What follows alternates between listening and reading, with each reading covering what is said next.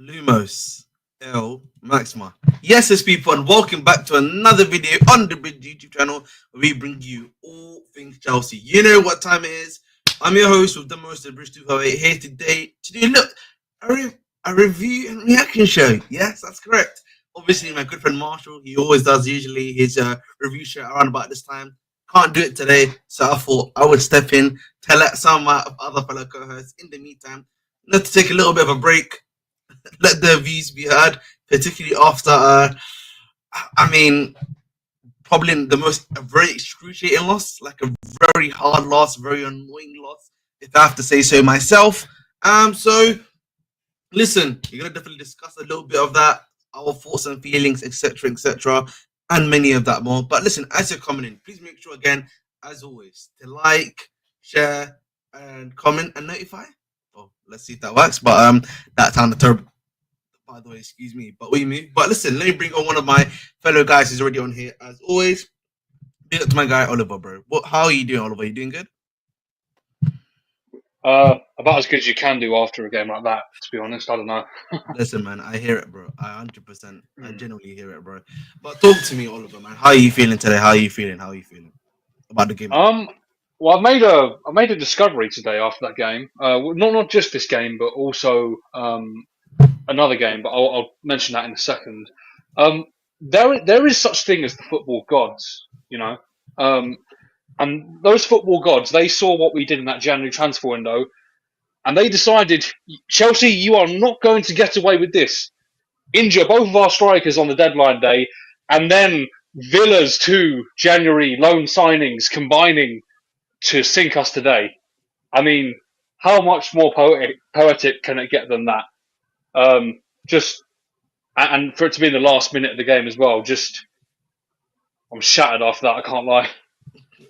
I know, I hear it, bro. Honestly, mate, that was terrible, man. You know, I was losing it in multiple ways, and like, there's definitely a lot to discuss, right, in regards to the way we lost, the stuff we lost. Again, check out the live reaction. I was losing my head, like I think I lost my head quite a few times by accident. But it was bad. It was. I was not too happy about it. I think for me, at the end of the day, you look at it now. I'm just going to talk about it from an outside perspective. Now we've got 3 points now. The other two teams now have the ability to either one of them has the ability to jump from us. The other one has the ability to increase their percentage gap between us. Even again, another team also is in a similar ilk in being able to do the same thing as well. But I think again for me, and I'll say it, and I'll say this again. Big up to Lucas as well, who's here.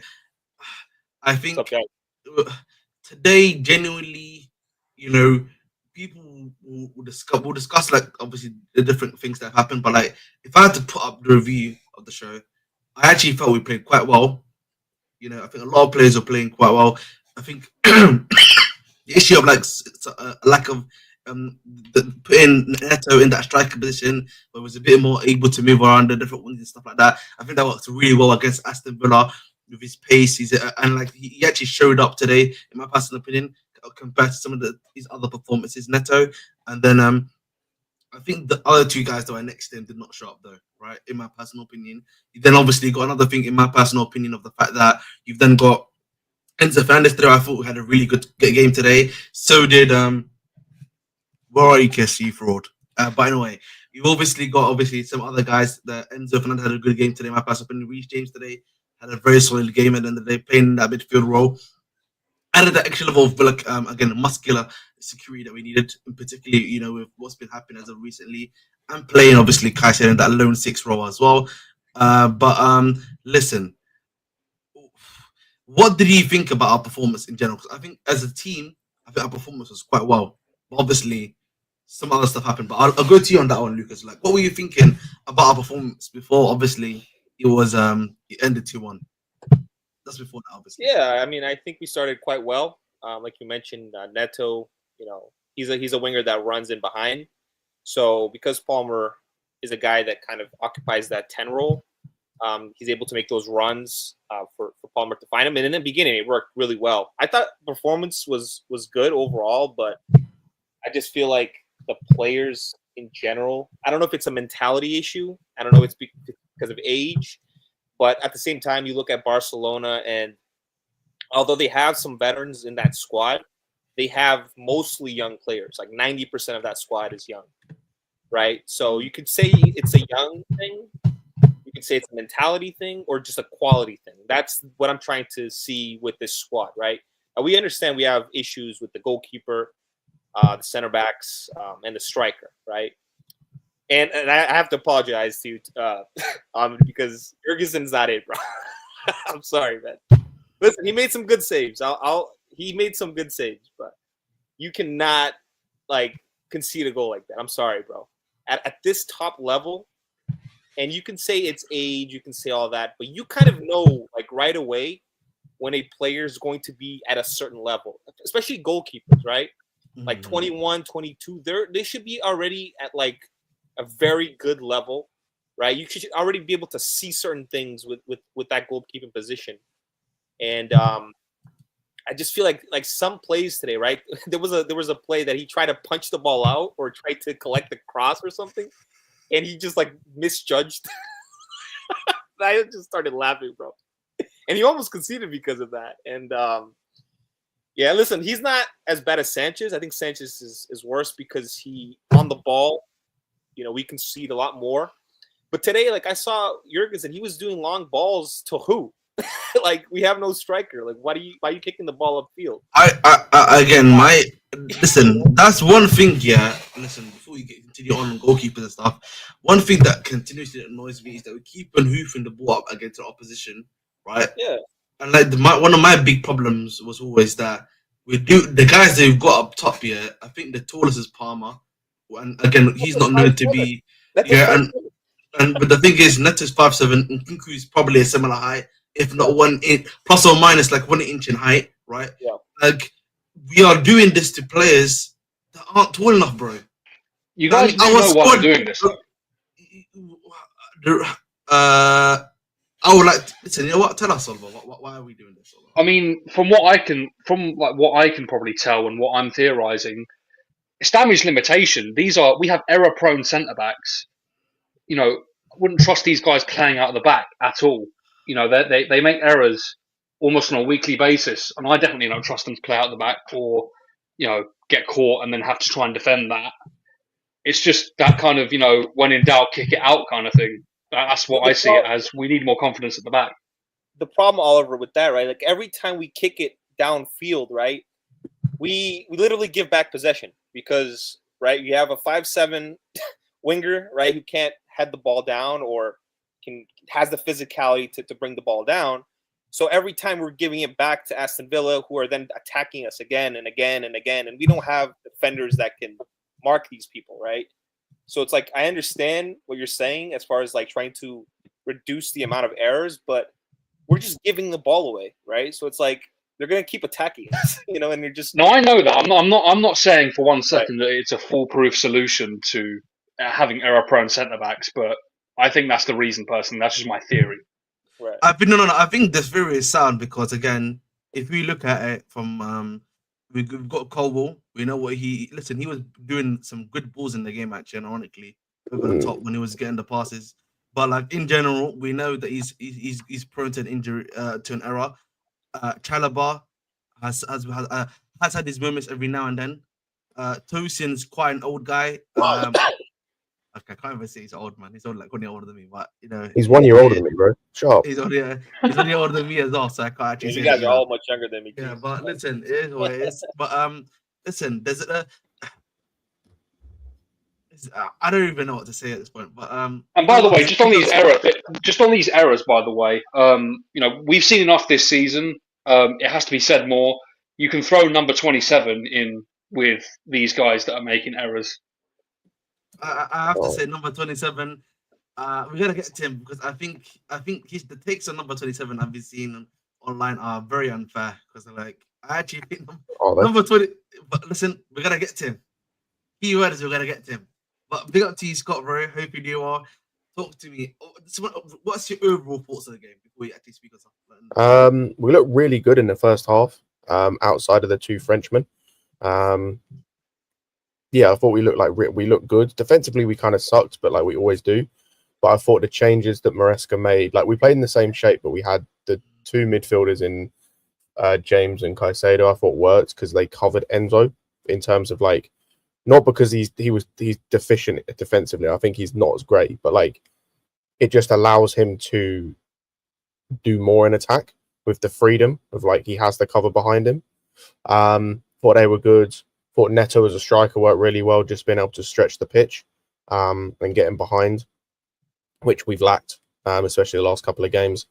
And then I thought as I said, defensively we kind of sucked, but Jorgensen was bailing us out.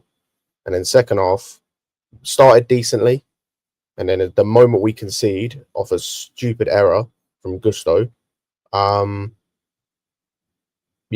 it was just the same old. Went back to the whole like slow passing, letting Aston Villa like come at us and have more of the ball and get back into the game. And like they ultimately, bro, it's the January signings, bro. Like Rashford wasn't even amazing when he came on, but he was good and affected the game positively, which you want a sub to do. Got 2 assists. And Asensio. I gotta ask you guys a question. Like, do you guys think that because Palmer has been so poor over the last 10 games, it's like rubbed off on the squad? Because Palmer last season, like he was the guy that you could count on consistently, week in and week out, and he bailed us out in a lot of those games, right? So the squad probably looks at Palmer like he's been really poor. So it's like every team has like a big star that like they go to, right? When like the things get rough and shit like that. So I think that because Palmer has been declined so poorly over the last 10 games or so, I think that's rubbed off on the entire squad. Because like literally like overall, so many of these players have been really poor over the last 10 games. Like it's not even just 1 or 2, it's like 6 or 7 consistently over the last 10 games, I don't think it's a Palmer issue because like some of these guys sucked when he was playing well. Like so like for me, the guys who played well today, I thought at least the first half, I thought Palmer was good first half. I thought Neto, Enzo, Caicedo, James, Cucurella, and Jorgensen. That's about it, I'd probably say. But like where it went bad, it has happened anyway. Like the defensive issues we've had the whole season, Gusto, the less I speak about him at the moment, the better. He's been that way the whole season. Doesn't matter where he's played. And Nkunku's been shit the whole season. And him and Palmer have negative chemistry. I keep saying this, and it was evident again today. I agree, yeah. Yeah, like, and then everyone else I think that Enzo, James, Neto, and Caicedo were good the whole game, and then the others that I mentioned, they just fell off because I think it was just a case of like either too much pressure in terms of Villa put us under at times, or just they've been shit the whole season. Like, I don't think it's a Palmer issue. I think the only issue is now is he is not bailing us out. Him and Jackson aren't bailing us out or aren't getting the goals that we were getting at the start of the season. Fair enough. But I mean,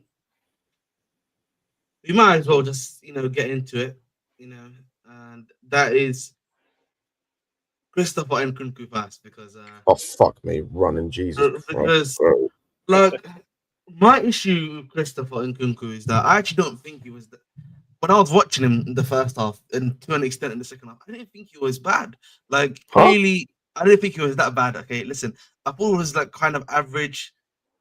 He was doing a job there, but like something that I really noticed here is that there's like a clear like lack of chemistry, bro, between all three of our attackers, bro. Right? Yeah, like it is like stark the lack of like this chemistry these guys have. They can't even do like a base pass to each other. Yeah, they can't interlink well with each other. It's actually like terrible. Like I don't understand how you can be this out of sync when you're also playing, what's it called, in training together. Like the lack of out syncness between all of them is just like on another level. It's actually kind of like crazy. Some players just don't have the right chemistry. Like this has happened like for like the Real Madrid sides from like the early 2000s. A lot of those players they didn't have the chemistry. They were all quality players, but certain players that just don't play well with one another. Because the thing is, Lucas, like it feels like. Go ahead. Go ahead. Look, I was just gonna say, I really listen. I don't see it. Like, look, I genuinely understand now why Maresca has never played Nkunku and Palmer together because it's quite clear to me there's no chemistry between. I thought he had a good chemistry with Felix, so it made no sense.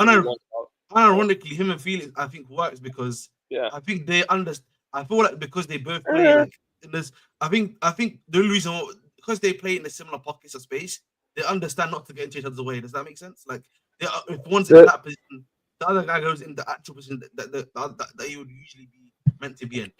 2 points on that. Number one, on the Felix and Nkunku thing, I kind of understand where you guys are coming from, but at the same time, the only times we saw them play together was Conference League regularly, and it was like they looked decent, but also at the same time it's Conference League.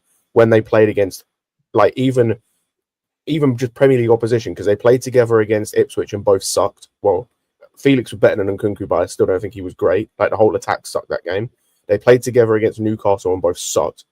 Like, so I think they had more chemistry than Nkunku does with Palmer, for example, I think, but I still don't think it was good enough. And I kind of disagree on the chemistry thing in terms of for most of the attack. I don't want to like focus on him. Unfortunately, he was that bad. I think it's just Nkunku. I thought the link up that Enzo had with Neto and Palmer, and like the other midfielders had with Palmer and Neto as well, I thought that was good. It's literally, I think, outside of Enzo, I don't think Nkunku had chemistry with anyone on that football pitch today. So for me, Scott, like I thought Palmer's like decision making today was poor. Like there were two plays, right? Like if you'll remember, like first of all, he should have chipped the goalkeeper. Oh, 100%, yeah. Right. And then there was a play that Ahmed, you were screaming at him that he could have found Nkunku, who was to his left, and Nkunku had a really good shot.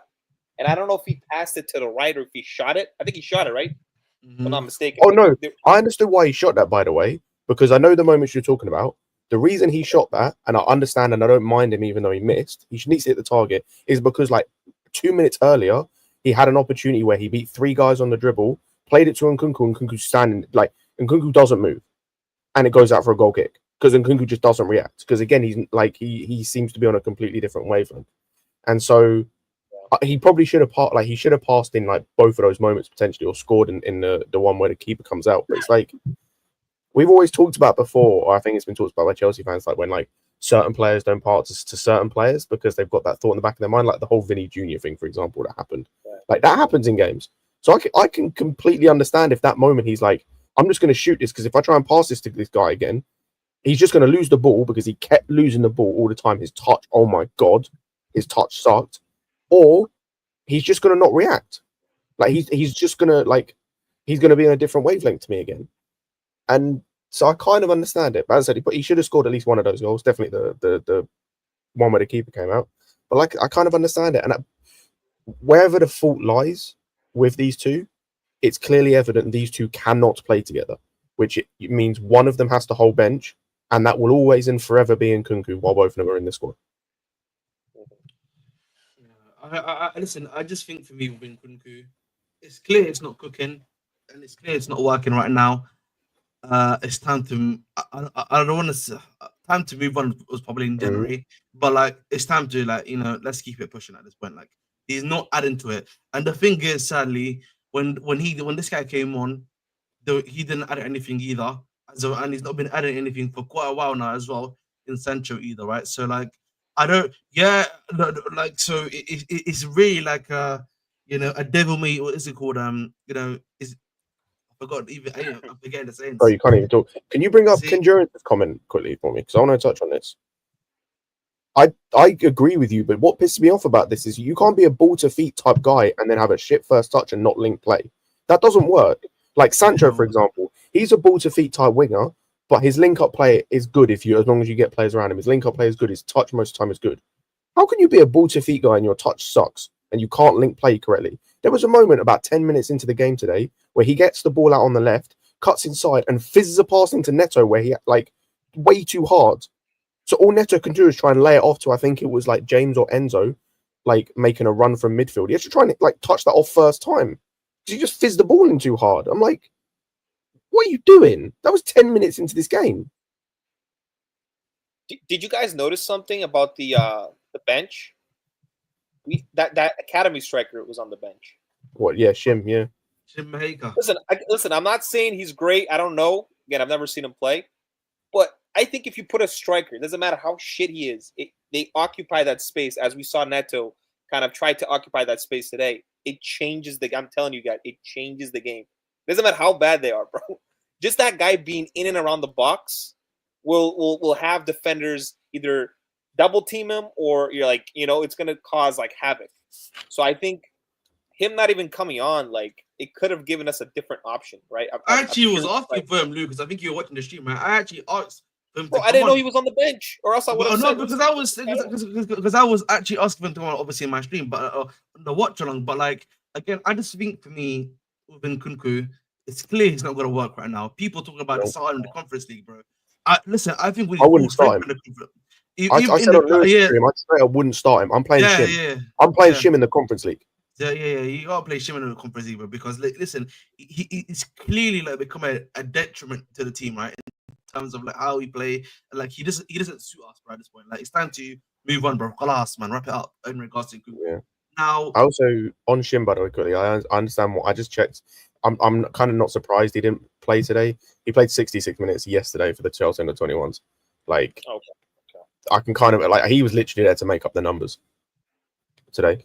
That's literally it. I need to see this kid play at least once, bro. I just playing without a striker, man. For me, it's so hard to play without a striker unless you have goal scoring wingers, which we don't, right? No. It's very difficult to play without a striker. Like Bournemouth, they were able to. I don't think they have. They still don't have a striker, right? I know Evan Nelson's back on the bench. He was today. But yeah, they were playing Uatara up front, who's pretty much a winger. But I think the Neto thing, if we keep doing it, can work. I'll be real. In the next game against Southampton, I'm playing the same team. Just I'm telling Nkunku and Gusto to go away. I'm telling them to go back to France. Respectfully. I told RSM, I know everyone is disappointed. They're pissed off about the performance. But if we keep this 5 to 10 game, over the next 5 to 10 games, this type of performance, I think we can win games. And it's just, again, it's just the final, the end product for some of these guys, and it's just we didn't take our chances, bro. My issue is, right? Listen, Southampton, we probably are gonna win that game. Touch wood, right? Touch wood. I said probably. Bro. Listen, no. This is arguably the worst team the Premier League has ever seen. Worse than that Derby team. They're on board to get less points than that Derby team. Again, If we listen. go We lost, beat them, we lost to liquidate the so. football club. This is Chelsea. We are playing at home. Liquidate the football club. If we get Listen, if after we we don't lost win that to game, Ipswich, liquidate. I don't believe in anything anymore. I just want to listen. I just want to just let you know, Scott. You don't have the answers. DJ. Do you have the answer? You don't have the answers. Tony, do you? I just want to let that be known. Thank you. You know, I'm just saying, Touchwood, we beat Southampton. Let's Listen, start. everyone thought we were going to be Brighton, bro, and we lost both games. No, I Listen, thought everyone- no. I thought we'd lose against Brighton, bro. I thought we'd lose. Then the game's the game, as I always say. But on a serious note, right? Obviously, we'll probably beat Brighton, right? Obviously, Leicester again in that form, we should probably be beating them as well. Even though, oh my god, right? So those two you got to be winning, and then obviously there's Conference League game in between that, if I'm not mistaken, right? So we've got Southampton, then conference.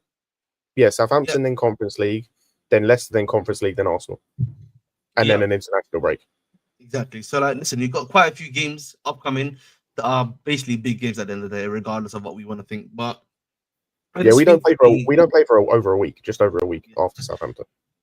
Yeah, I mean, listen, we didn't play over a week today, and we saw the results of that it came up. So, 8 listen, days rest, man. listen, and like we're gonna listen. We can talk about all that stuff, but for me, Nkunku, at the end of the day, should not be playing anymore, bro. I don't care. He's not adding any benefit to us right now. And another guy we need to talk about that's in the same attack is Cole Palmer, bro. I don't want to see him against Southampton, bro.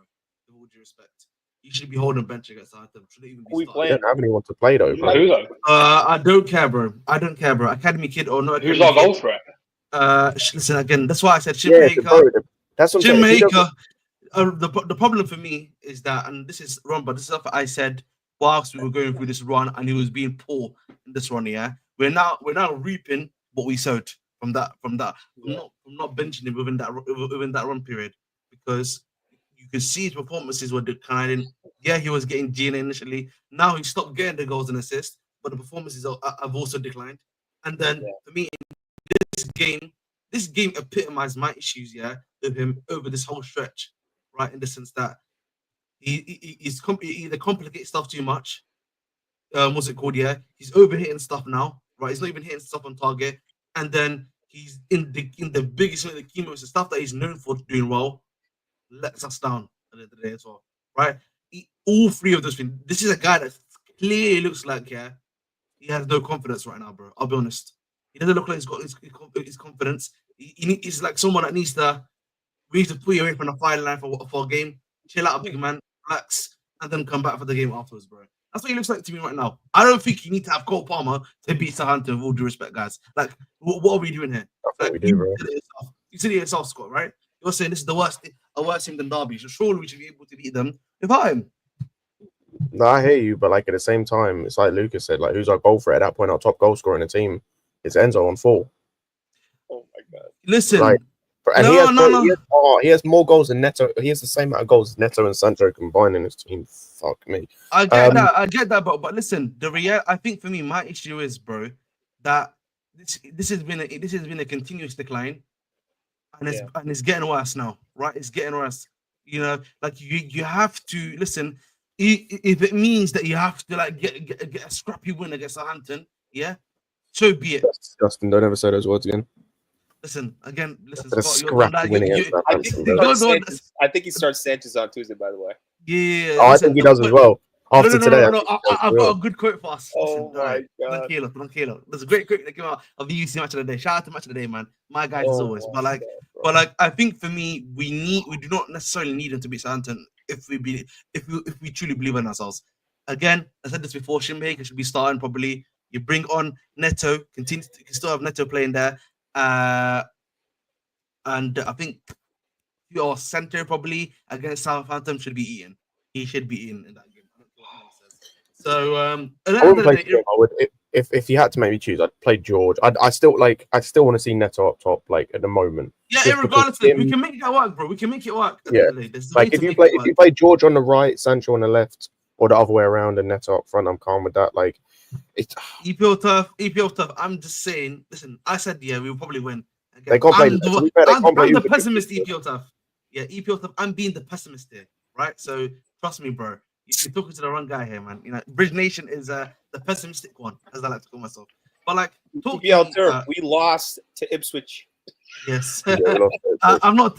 No, but like the point I do want who Southampton proceeded to beat as well. To be fair, but I'll go to you on this, Oliver, bro. What are your thoughts on like the thing I've been talking about Palmer performances wise? Like today, I think basically being like an all-time low for him. I'll be very real.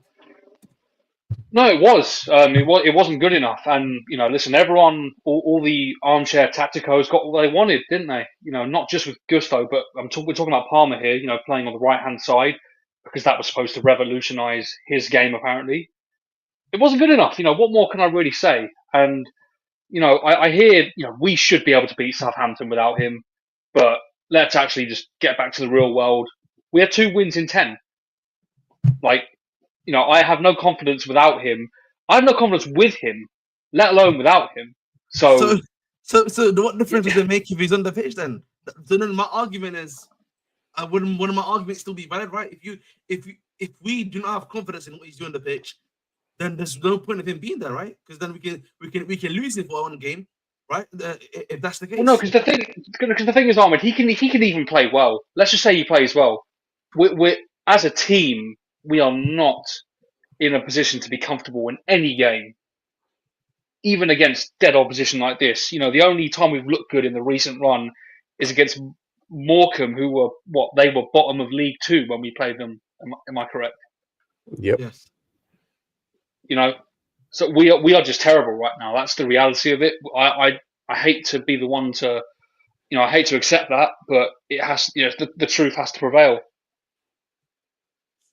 What are your thoughts on this, Lucas? I know you and me were in agreement, whilst he had depth in the squad that he had to be holding bench, but what are you thinking now? The thing with Palmer, right? Like, we know he's been inconsistent, but at the end of the day, like, he's the only one that shoots at a high volume.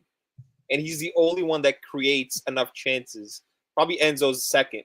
Neto will be third. Like, that could actually provide us something within a game. So, again, even if he's had a bad run of games, we don't really have many options. Like, what are we going to do, right? Like, again, Southampton, I am not underestimating them.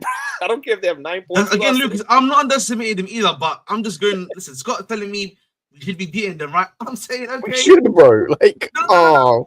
Scott is telling me this, so therefore I'm saying if that's what needs to happen, then let's do well. Because my issue is, guys, that we continuously are seeing the performance decline. We're playing a guy that's out of form. We're playing a guy that's clearly, it seems like, low on confidence. His performances aren't getting any better. So why are we playing him still? Remember, I remember Scott was around these days when I was around these days, and even Oliver was around these days back in Chelsea YouTube, when we used to cook, Tommy Tuchel, when he used to towards the end of his reign, where he was playing Havertz and Mount continuously, starting them again, bro, and you could see these guys were cooked, bro. Right, they weren't adding value to us, bro. I remember them times, right? This argument, I think, for me, also lies with Palmer. Yeah, the thing is, not to the same scale, nowhere near to the same scale. I would disagree, bro. I don't really listen. In my personal opinion, I don't really think he adds to the team. What I mean by that, Ahmed, is that you look at the players that were around Mount and Havertz in terms of in the squad. You had your Christian Pulisic, for example. I think the gap between Havertz and Mount and Pulisic is much less than Palmer and the people that he's playing around. All right, that's fair. That's a good point. That's a good point at the very least. But regardless, bro, my issue is gonna be if we keep on doing this on a continuous basis, right? Because we have no bench, etc., and he's still playing at the same level, bro. My question just becomes, what do we do then, boys? You know what I mean? And this is the real question you got to ask ourselves, bro. Because if these performances are still continuing, by the time we get to Arsenal away, dearie me, mate, dearie me. That's what I'm saying, dearie me. The thing with this team, it's a very streaky team, right? Like, when we're good, we're really good, and then when we're bad, we're really bad. Like, we started the season kind of poor, and then we just got on a really good run, right? And everyone thought we were challenging, and then we've been shit for 10 games. So it's we're really good or really bad. So let's hope that if we beat Southampton, we can get on a streak. Because then Arsenal have been really bad without a striker, playing without a striker. I watched today's game, bro. They were not good. I Yeah, get but like that- but the thing I would say to that, yeah, this is Yeah. me playing devil's advocate, right? We said that after West Ham. Yeah, I mean, again, I don't know. I don't know when if they're ever For gonna me, get on another. For me, streak. one of the things I will say, I don't know if you saw, Enzo was crying at the end of the game. Yeah, Bro, he For me- looked like a broken man. listen, that when you're seeing that from your team, when you're seeing that sort of thing from your team, bro, that does not bode well for the future, in my personal opinion. Maybe I'm being a bit too pessimistic in that aspect. But One criticism I I mean- will give Maresca is he is not able to coach this team to control games towards like the last 40 minutes, 30 minutes of a game where you need to kind of like really control the game or try to like slow it down, you know, and not like concede a second goal or whatever, or another goal to kind of, you know, tie the game. Like there's so many games where I felt like we could have just closed that out, right? 15, 20, 30 minutes left. We just slow down the game, bring in another midfielder or a center back to just, you know, shut up shop like Conte used to do, like Mourinho used to do for many, many times. Carlo Ancelotti used to do. And I feel like he's sometimes like he doesn't make the right subs to kind of either get us back into games or just slow down the game so we can try to either tie the game or just not concede, you know? Like, I just But feel look, like... look, Yeah, go ahead. look at the players we had on the bench under those guys. You know, Conte could bring on a Cesc Fabregas. We have a Mugu today. we had literally all academy need I kids say barring more? Sancho. We literally had all academy kids barring Keenan Dewsbury Hall, Great. Husin, and who else, guys? Like, there's one more guy I'm missing, Sancho. A Yes, Mugu. Sancho. Right, those three are basically that. The rest of them are basic academy kids. I count Mugu as academy kid basically because like, what? If you want to, fair enough. yeah. So right, so So who's our depth? No one. I'm talking about that's our depth. That's our depth, Chris. That's what we talking about, bro. But listen, Mourinho... I think there's no one else after that. Oh yeah, and Sanchez. Big up to Power. Mourinho would literally put 2 center backs, 2 DMs. He wouldn't give a fuck about style of play. Like, he would put like 4 DMs, 2 CBs. He wouldn't care. Like, he wouldn't care. Just to close down the game, right? And like, I feel like this manager, again, I understand what Oliver's saying. We don't have the quality on the bench to kind of do this, right? But like, I just feel like certain games this season, when we had all the players available, he could have done certain things within the game to kind of slow it down, bring in, you know, certain players to kind of try to slow down the game a little bit, right? So it's not so chaotic like Poch, right? Last season, so many games under Poch, bro. It was so rock and roll. I'm just like, bro, bring in Leslie, bring in another player, you know, try to slow it down a little bit. Try to go 4-3-3. Try to go like, you know, try to like bring in another midfielder, another center back, something to try to slow down the game a little bit. We actually did it in the West Ham West game. Ham We switched game, to a back 5 at the end. That's it. But And we won. So I guess the issue today being that you know if you wanted to try that Chalobah went off with an injury, didn't he? Yeah, Would have been Yeah. Or sick. whatever that was about. he could have brought in like Achimpong to like try to again. Well, I he don't doesn't trust understand Achimpong. And I was going to say this. You know, he's not Yes. bringing academy players. And I know we mentioned about the striker. He is not bringing academy players He into doesn't the even first trust team. KDH, bro. Like, you don't even trust KDH. Why do you think he's gonna trust like a Jempong? I saw on Twitter actually. Yeah, like I think big up to I think it's Chelsea Hour, whatever they called. We big up to them. Yeah, they was talking about like it's criminal that it's not playing a Jempong, right? And it's like I actually hear that point, but the problem is at the same time, you know, flipping the argument, he's 18 years old. Like, does the manager realistically believe he can trust him? You know, that's a question you got to ask yourself that at the end of the day. And listen, I'll be real. You know, I'll get to the Felix point later because listen. But how old is Levi Colwell? I don't know how old. 21. Is it 21? He's quite These guys are all young, young, bro. actually. These guys are all young. Like, They're all young. 21, Listen. In the US, they ain't drinking. That's for sure. But listen, one thing I will say, yeah, Chris, I know you're listening to the stream. What were your thoughts on me talking about this the Palmer situation and him? I heard Having- like, Yeah. all right, last like 4 to 5 games, I would say, yeah, he's not definitely showing up, and I don't think he's like completely like dog shit today. I thought, okay, yeah, he should have buried that one chance for sure like that. He just did a John Terry impression and just slipped. I don't know what he expected. He expects Martinez not to run out like that because he was out there pretty quickly. To be honest, I didn't expect Martinez to be out there outside the box so quickly, but he should have done a lot better. And I don't think he's our worst attacker again today. I thought Neto was definitely our best attacker, but yeah, like you saying bench him, by the way, like it's not gonna help Chelsea. It's just not gonna help us get Casually FC, big man. Yeah. It's not gonna help Chelsea. Yeah, we might scrape a win against Southampton without Cole. Well, then again, but my argument, I Chris, reckon is that you talk about confidence as well. By the way, he could get his confidence from Southampton quite Chris, comfortable. he's been playing like this for the last 13 games, bro. 13? No, I disagree with 13. Like when you say 13. No, Chris. It has been 13 games, bro. Like him and Jackson have a direct correlation in terms of like the way they've been playing. They're both. So wait, which game do you say when it started going bad for him? So for me, I was saying to Chris, I don't know if you had me. I was saying initially, what was happening with Palmer was that his performances are poor, but he was scoring fast at those times, right? If you remember, Chris, right? Yes. And then what happened was the goals then dried up, and then the performances continued to decline, right? That was what was happening, bro. Like that's the thing. I remember when I used to joke in Cash DFC back in December. I was saying he's like our Bruno Fernandes. I remember and you do you not remember me saying that?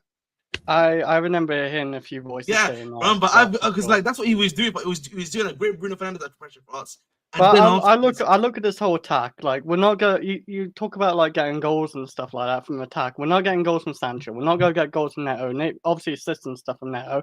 Neto's a great assistant, like crossing or creating. Jackson doesn't score goals. Like the last 7 games when Jackson before his injury, he didn't score in it. Like last 5 games now, Cole Palmer ain't scored, but we're not gonna get goals like if we sub out Palmer for like some youngster because we're like Madueke's out for a month right now. Palmer's out for like 2 months or something. Mark Gu's out. Who else we got? Like I can't think of any other names. So like dropping out Cole Palmer, I don't think it just changes anything. Maybe if you're talking about fitness, but I don't think it's a fitness issue either, really, to be honest. But no, I'm not here to discuss this issue, but like I think he should get subbed off earlier. I always say like sub him off. Like if he's not performing, even getting subbed. Listen, he don't get subbed. Like when we had the bench, like we should have been subbing him off a lot earlier sometimes because he has badly performed in the second part of the big problem that we've got with Palmer, I will say, is that they've not made him feel like that he's just another player, bro. They've elevated him way too much. One thing I've said is that he's been over elevated, and that has also hurt us a lot more. So I don't know if you guys agree with that, but maybe I'm waffling a bit too much. But like at the end of the day, I feel like we've overdone. We've overplayed him, and then we've also, whenever he's been poor, because like this argument I kept on hearing on my stream. I think because obviously you watch the stream here too. You see the comments. They're always like, but he's our star player. You know what I mean? He can create a magic out of nowhere. But I'm like, guys, when that was happening, that's not happening right now. Bring on someone else. Why do you have this bench? Now we don't have the bench, and he's still playing us poor, and we can't even remove him. I mean, now you can't. No, we got no one. Like I said, Madueke and all these guys are all out. Like we just got to stick it out with Cole Palmer. Hopefully, he just gets it back again. If the performances continue, bro, Copenhagen, I'm very worried. I'm not even looking at Cole Palmer for the main reason. I'm very worried about Copenhagen. I'm not. Listen, Scott, man, it's all fun and games until we go to Copenhagen Stadium. I don't know what it's called. We lose 1-0 there, bro. It's all fun and games. Copenhagen doesn't worry me, bro. All right, bro. You know what, man? There are other teams. There are other teams. There are other teams in the Conference League that do. Copenhagen are not one of them. Like if we were playing Betis, yeah, I'm worried, bro. I'm worried Anthony's going to put us in a spliff. They got guys, bro. They've got guys over there trying Rabonas and scissor kicks. Like, I'm not trying to see that on my head. About PNP, but we're not. Wait, didn't Copenhagen like beat Man United? Yeah, that's gonna say last year, yeah. Back to back. They finished second in that group actually in the Champions League. Yeah, they did. Like Aston Villa, what they did for us, did to us was basically PNP, for lack of a better term, and we were not able to survive. Yeah, but I mean, Aston Villa and Copenhagen is a bit different still, though. And to be honest, they play a good style of play, Copenhagen. So that's when I'll put that out there too. Thank you. But listen, end of the day, we'll see what happens in those ones. Listen, we're gonna find out next week, to be honest. So we play Tuesday. We play on Tuesday. 2 weeks. No, we don't. We play Southampton Tuesday, and then we play them a week later. Yeah, 2 weeks. But Oh, yeah, okay. Got you. irregardless, I think like again of the Palmer discussion, I think we've had quite a good discussion on that. We could probably come back to that if we need to. But I want to say something. I know people have been talking about Felix and stuff like that. Guys, I can tell you as a regular Serie A watcher, he trash, bro. Hey, apparently, did you watch the game today? Bro, I was watching the game alongside. Can I ask you a question? Because Yes. did Cassidy really put him in a spliff? Cassidy put him in a spliff, bro. Oh, big up Cassidy, bro. Finished. Bro, Cassidy was putting him, lifting him up, bro. It's crazy, bro. I can't believe what I was watching, bro. I can't believe what I was watching. Bro, that team in general was cooked. Mannion, stay away from my club personally because, like, the injuries have finally caught up to him. He's falling By off the the way, cliff. the injuries have caught up to him, bro. And I just want to say also, Christian Pulisic, he's falling off a cliff. Don't You know bring what, Diogo man? Costa either, man. That guy's not good Listen, enough. I just want to say something to you, yeah? Ruben Loftus-Cheek, I won. Remember, chat. Hey, I won. what do you mean you won? Wait, I don't know. What did you win? He didn't play. I told. Listen, no. You don't need to. It doesn't matter if he played or not. Is that the point? No, I won. That's the point. I No, won. but you didn't win. He didn't play. By the way, Rafael Leao fell off a cliff. My man got subbed at halftime. Really? Bro, Leao, no Oof. first touch, nothing. He tried. Madueke's a better winger than that guy, bro. Guaranteed. Madueke gives you more. No. You telling me, right? Chris, Wait, hang on. Chris, If you're this telling me, season, I get watch it. He's him, fallen. watch Okay, him. I No, get watch it. him, He's fallen Chris. off a cliff, and I've seen. But you're telling me if you could swap Rafael Leao for Madueke, you're saying No, no. I wouldn't. No, I Yes, wouldn't. in his current state, yes. I have to say no. Sorry. Wait, Chris. you would say no to it as well, Scott, or you wouldn't say? Yeah, I wouldn't say, I'd say no. I'm saying no to the top deal. No to- Really? He's Yes. not Yeah, good right enough. now, yeah. Not good enough. No, but I'm saying like, say end of season, right? He's had a shit season. Yeah, cool. But if there's a straight swap, you're saying no. Yeah, no. Yeah, I'm saying no.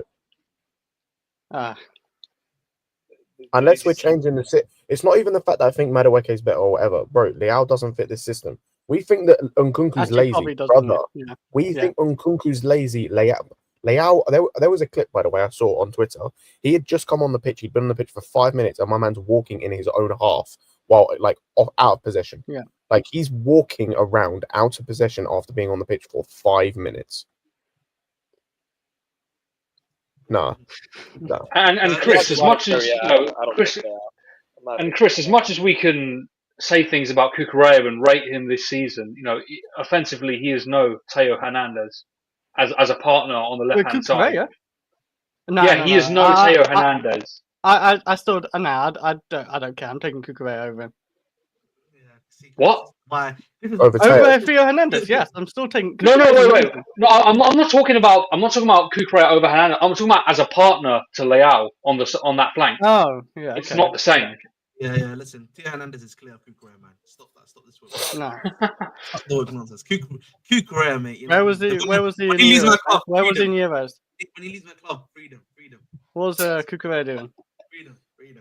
Who do you guys want as a goalkeeper? I know Ahmed wants the Oh, Chevalier. Kobo. I've been on Hey, Kobo wait, training for listen, like guys. last 2 years or so. No, Okay. Kobo's fallen off a cliff as well.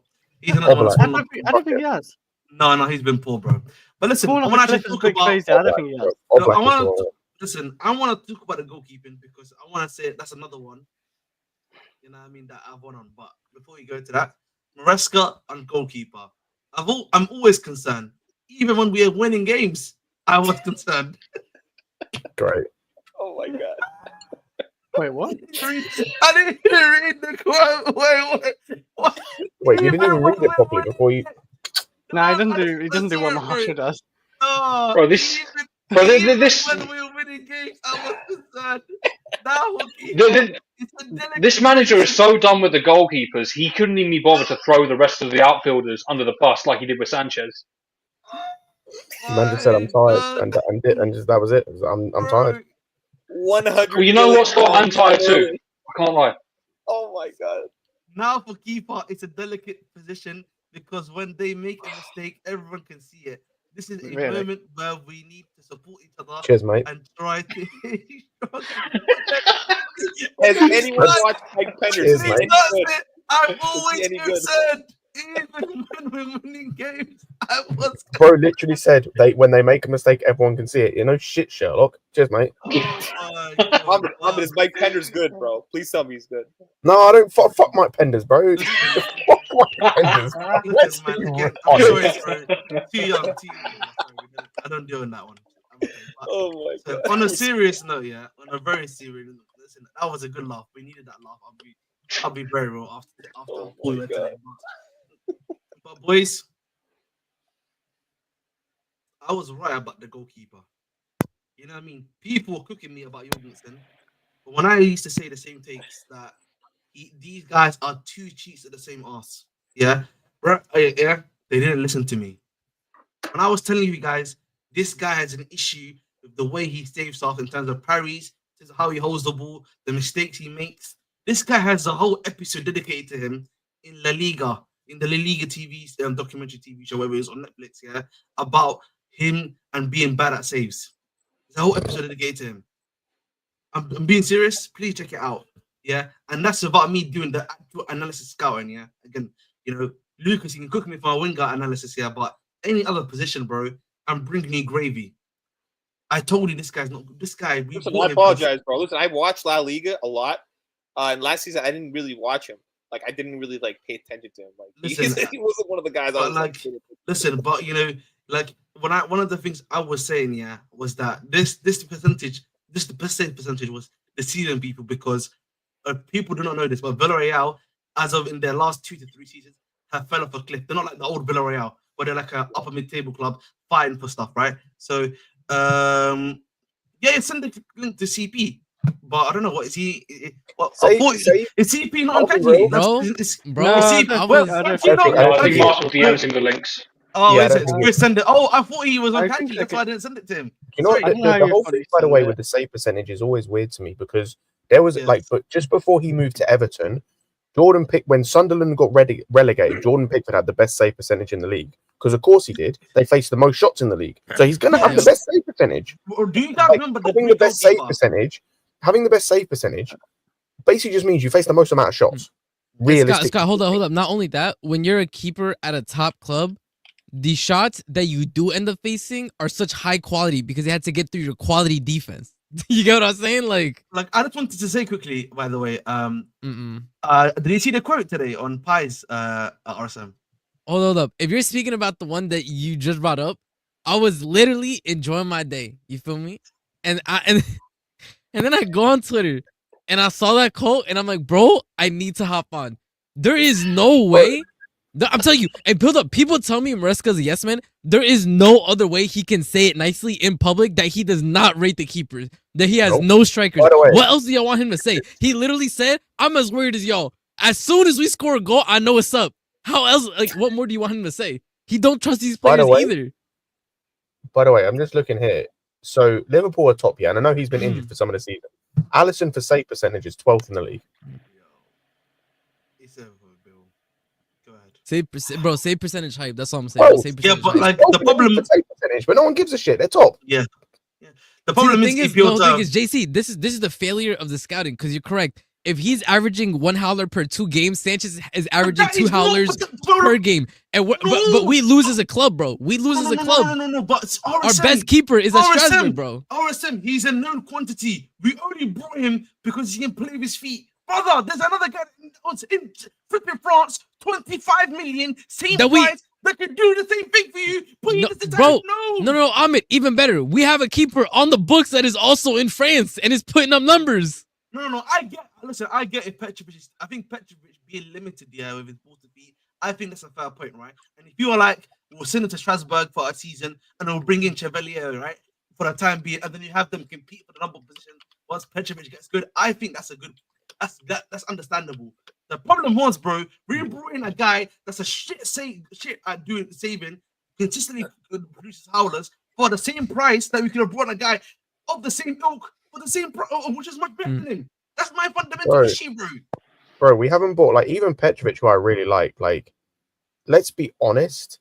As much as I like him and rate him, there's no guarantee he's good enough to be a Chelsea number 1 for where we want to get. Bro, he's just solid. That's it. He's a solid steady enough Eddie. to help us get top 4, but in terms of getting where we want to get, he's probably not it. But that gets to a larger point. How do you keep buying number 2s, bro? How do you keep fucking buying number 2s?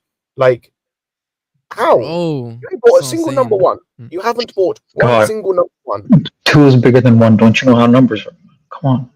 Okay, Oh, I all right. apologize. Yeah, obviously, she's definitely better than one. These motherfuckers can't Nice. wait. EPL Proven turf. bigger EPL turf. Oh, by the way, no, let's not talk. I don't. You might have talked before I got on about signings and whatnot. Let's not talk about nothing. signings. No, talk about any signings right now. Cool. Let's talk about No. signings, because what I was told by certain individuals, you can't make signings in January. It's not possible. There's no one you can find in January that can help you finish the year. You can't find anyone. There's no one, not a single soul. So you have to stick with what you've got. January, you don't sign anyone. No one signs anyone, except the fact I saw 2 players today, 2 assists and 2 goals by January signings. Did they sign them on a permanent? No. They're both fucking loan signings. Bro. But were they younger than You know who else 24? they bought That's off the real bench? question. Sorry, you know who else they bought off the bench today? They bought off the bench Marlon, another January signing. Garcia, another Yeah. brother. They had like 5 January signings playing today. Mm. 5. It's a joke, bro. I just wanted to It's say a this joke. quickly. EPL turf, yeah. Anyone that I said to get from League One, I didn't recommend by these shows to this club. I didn't recommend this to this club. I recommended a bunch of other players from League One that have turned out to be starlets. You know what I mean? My talent ID, you can question my winger talent ID again if you want to. That's free of charge. I don't mind. But every guy I've mentioned from League One has turned out to be a star. Every nation I've Oh mentioned my God, is bro. shining elsewhere. Don't do this, please. Have respect my game. Respect my game. Respect my game. But you know, listen, just going back quickly to the goalkeeper stuff, yeah. I need to finish my soliloquy. I told people about this guy, Jorgensen. And I Do you want to speak listen, to the microphone, brother? listen, I just want to say personally, on a personal note, yeah, I hope people realize that this guy needs to be sold. Vingy needs to be sold. And we need to be getting another number one. And whoever is in the goalkeeper department, Ben Roberts needs to leave my club as well, please. Yeah, he needs to leave the club. Yeah, Needs to leave my club, please. and no compensation package, no goodbye. Just throw his shit in the front. That's it. Throw him out. Throw it on the street. That's what he deserves. I'm be real with you, man. Bro, we should sue Ben Roberts. Yeah. And like, No, I agree. No, we you should- know what? He's Good being facts. damages, bro. Yeah, no, Yes, sir. emotional and financial damages, bro. We need compensation. I ain't gonna lie. My big problem also, yeah, is that we look. I'm just looking obviously at what we've just done in the goalkeeping department in terms of signings. Yeah, I really do not understand what these guys do not understand about being good. Yeah, at your job, like errors leading to goal. Like if you look at the goal that you can see it, bro, that is the equivalent of a striking stat. Listen, Ahmed, I can actually answer this, right? So when it comes to goalkeepers, you can't look at stats. No. I showed Scott. And one of the times he came on, right? I think RSM was here as well. He's in like the 99th percentile for like collecting. Oh yeah, bro. Yeah, because then I looked at his rest of his stats. It's spooky, bro. It doesn't make sense. You cannot look at stats. For me, right? A good goalkeeper is a goalkeeper that just makes those saves that like when you're just dominating a game for 95% of the game, and he has the concentration level to make that one save, that big ass save towards like the end of the game that saves you a point or wins you the game. Like Courtois against Sunderland. I remember Exactly. that one. At the very end, That type of goalkeeper. I don't really want these goalkeepers that he's in the 93rd. I don't give a fuck about that shit. Just have really high concentration levels, collect a cross, and make saves. But see that's what I'm saying. Where like I don't think that Petrovic is some outstanding keeper. That's number one. But for this season, he would have been a steady Eddie, bro. It would have been one less thing to worry about in a game. I'm real with you. That's what Ahmed wants to know. Like, is he going to win us the league? We need a guy that's going to win us the league, or else there's no point. We're just literally pushing, a year or two down the road. Like, we need to find a goalkeeper, whether that's Mike Penders. But I'm gonna be real though. That's where the sporting directors already fucked up, because then they got Jorgensen in for no reason. Let's be honest. Because we need, listen, you know what? Listen, we need guys that have hairlines or are bald. You know what I mean? That's what we need right now. I mean, No, stop. Ahmed, you know why I'm telling you stop? Because I already told you when we were streaming. I already told you this. I'm not fooled by that bald. All of a sudden, Sanchez went bald. I know where you're going on the international break, brother. Yeah, I know where you're going. That brother going straight Turkey, and he coming back with a hairline. Just like just like that, the keeper for West Ham, that brother was straight balding, bro. 75% hair gone beginning of the season. Next time we played him, full set of hair. I'm not believing you, bro. I'm telling you, I'm not buying what you're trying to sell. I'm so sorry. By the way, do you know how I know that stats for goalkeepers are bullshit? Hey, I'm gonna just tell you some stats, and I want you, man, to just guess who I'm talking about. So this was last season for the club he played for. A save percentage of 62.9%. That's bottom 2 percentile, by the way. Bottom 2. You've got a goals against in the 57th percentile. Bro, 30th percentile for what the fuck does that mean? Post shot expected goals minus goals allowed. I don't know what the fuck that means, I'll be so honest.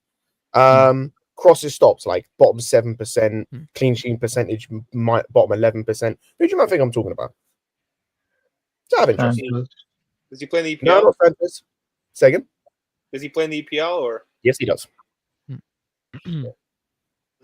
Martinez? Nope. Allison? Nope. Hannah? David Raya? Nope. Edison. Nope.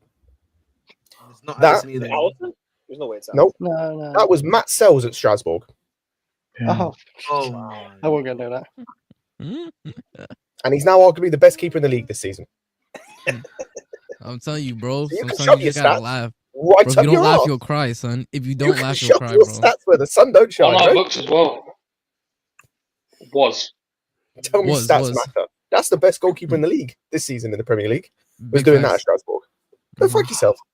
Just No, go- but the thing is, we already know. Hold up. The thing is, we already know for a fact that the reason why he wasn't considered was because of internal politics, bro. We already know Sanchez is the love child, bro. You feel me? No, Like, listen. that- End of the day, when it comes to this keeper stuff, man, I said it before and I'll say it again. The two cheeks are the same ass. So whoever's in goal, bro, they just I can't think hope and pray. Volka is a free this summer, isn't he? Or I think he has Who? 1 year left. Volka? Volker's got 1 year left. Volka? Volker's got 1 year left. Listen, Is he Trevor still Nish- doing well? Is he He's still all doing right. well? He's been having a solid season, bro, but that's pretty much it, bro. Like, but again, you know, fun fact, man, I think Strasbourg can overtake them. I think today. I think tomorrow. What needs? Bro, they stink. See, it's a fun fact, but you know, I'm not finding any joy in it. You feel me? Like, this is these facts Sorry, are not bro. fun. I ain't No, gonna no, lie no, to no. you, Sorry, I bro. was Like, wrong. Yeah, So they're currently facts fourth are in the fun, league. man. That's- They're these currently facts fourth are in not the fun, league. brother. No, sorry, they're Agree with currently you. fourth in the league. But regardless of that, listen, let's talk about I want to talk about something because Okay, I saw players Yeah, crying hold on. today. I didn't see that. that's true. Listen, That's true. No, players were crying. Understandable, today. bro. Understandable, bro. No. It's not. Listen. That's I'm sorry to say this, man. I'm sorry. I'm gonna be toxic, man. Masculinity is gonna enter No. the chat. Oh, Yeah. damn. Bitch behavior, man. Bitch behavior. in my Real men don't I was cry. gonna- yeah, I was gonna say real men don't cry. He said real no, men No, don't no, cry. no. But No, but no, you're right. That's why Ronaldo's not the GOAT, because that brother was crying. Yeah, before the listen, game I'm was just even talking over. about. I hear you. yes, I'm adding. Actually, yeah, I I'm think I get you on, man. I get you, I'm man. being a bit- Wayne Bridge crying being when toxic here. when I'm his being wife was toxic taken here. by. I'm being Okay, a bit toxic here. I get you, man. Yo, Weak behavior, insane, man. insane. Weak behavior, man. Weak behavior, man. I'm being a little bit. Mm. I'm being a little bit toxic here in regards to this because Was he just like crying the his eyes reason out? why, I think for me, I question the reason why I'm questioning these tears and some of the stuff I'm seeing is a word that we use here often for other clubs when we're cooking them in London. We use this word consistently on them, and that word, there's a stat I actually had today, which is that Chelsea have lost the most points from a winning position, which is 13 points. Bottle jobs, bro. Just Right? True, true. And it's not even bottle jobs that one I'm going to use actually. Bottle jobs, another we can use that as a synonym if you like. But the word I want to use is mentality. Right? What is going on there? Because these guys are crying after games. It clearly seems that these guys are very emotional. There was Caicedo, for example. I don't know if you guys saw just before that they scored that goal. Right? He was in the corner The box, yellow. about Yeah. to fight the referee. Something that's been happening very common. You've seen of Enzo at times being aggressive and angry. Palmer's body language and the way he's been moving. You know what I mean? A lot of the players at times, the way they move and do stuff, right? There is clearly on some level a mentality issue that's occurring in the our past right now, right? And I want to get listen, we can go through it. Any of you guys can answer this question, but talk to me about it because listen, if this is the mentality that we have, bro, I worry for us.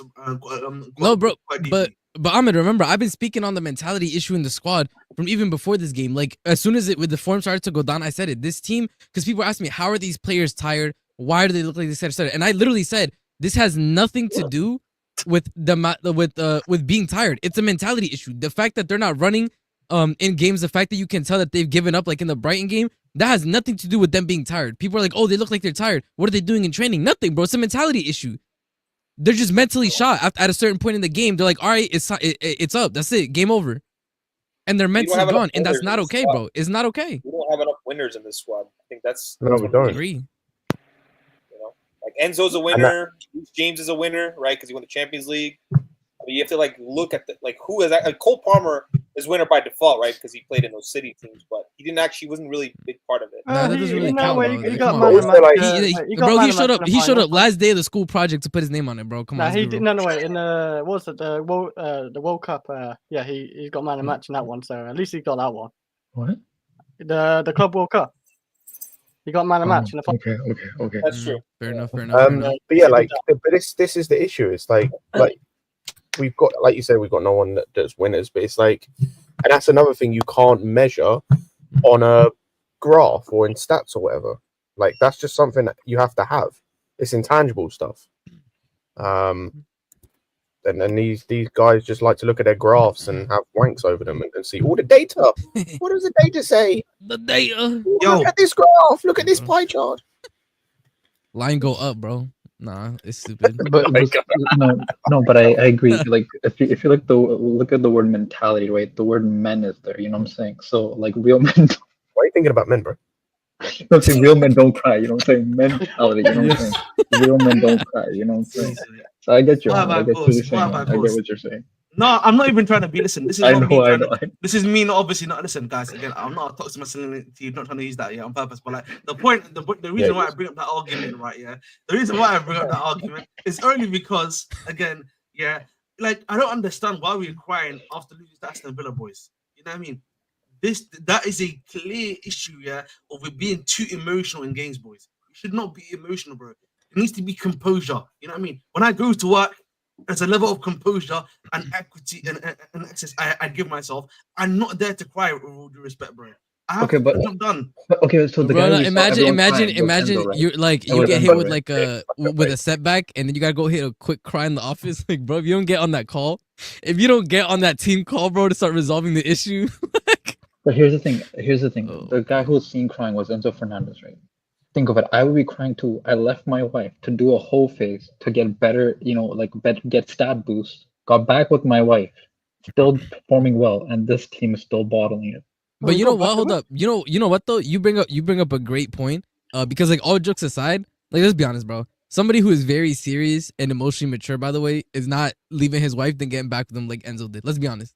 It's just a sign of how childish the mentality is of some of these players. Hey man, she's fine though. I mean, what are you gonna do? Listen, no, but the thing is, like, why'd you like? You really thought, like, no offense, bro, but you were like, I've seen some, I've seen some people in the streets of London. I'm like, she bad, bro. I don't know where you thought you was gonna find better in the UK, but I'll rest my case. Have you seen Maya? Point being- Can I enlighten you about Maya Jama?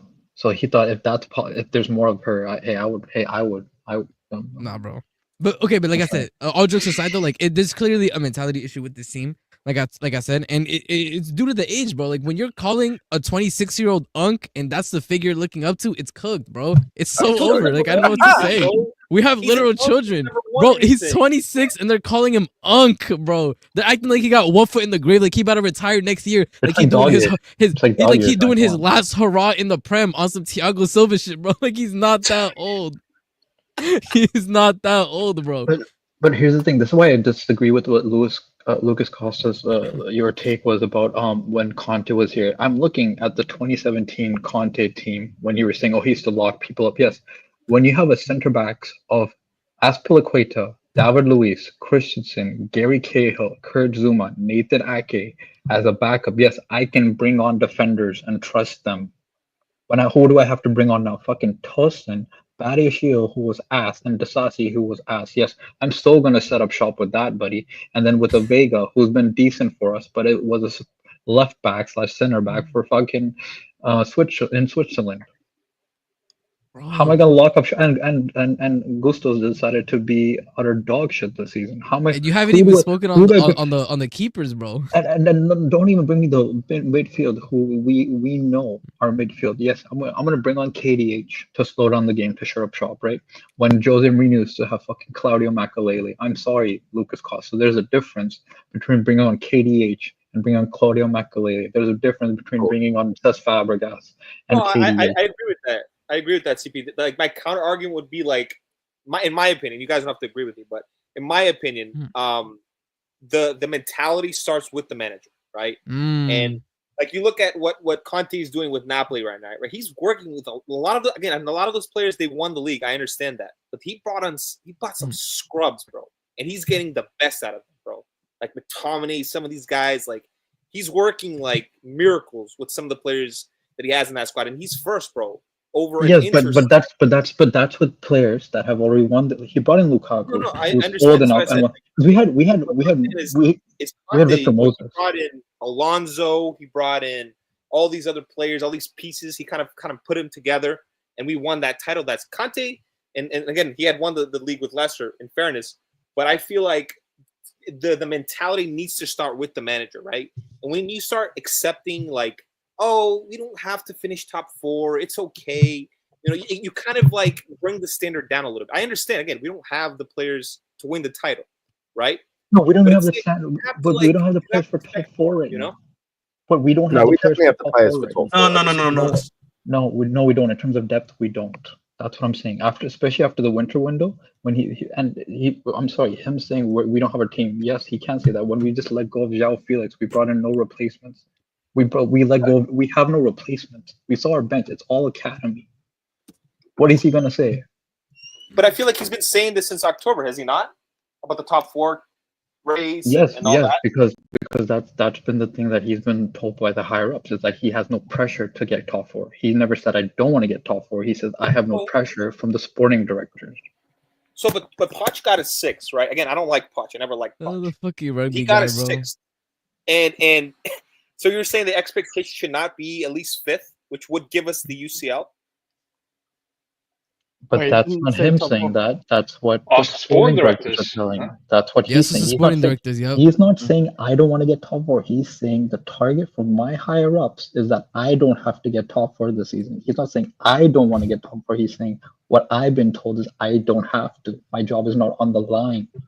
He's never denied well, that's not fair. wanting to get top 4. That's what I'm saying. And then CP, that's another problem, right? That I have a problem with the ownership, the SDs, and the manager, right? I think for me personally, I think it's a collective issue, right? The standard needs to be set at the top, right? When Roman was here, he had a certain level of standard. If you can't fucking cut it, you're gone. You'll come in with helicopter, you're gone, right? Hire and fire, win, and that's it. You know, none of this. Give this guy time. None of this BS, right? Again, I was not in favor of Roman's last like 5-6 years. I feel like we made a lot of crap signings, right? Bakayoko, et cetera, Drinkwater, and it was not great. But he still kept the standard relatively high. And if you cannot meet the standard, you're sacked. And that's it.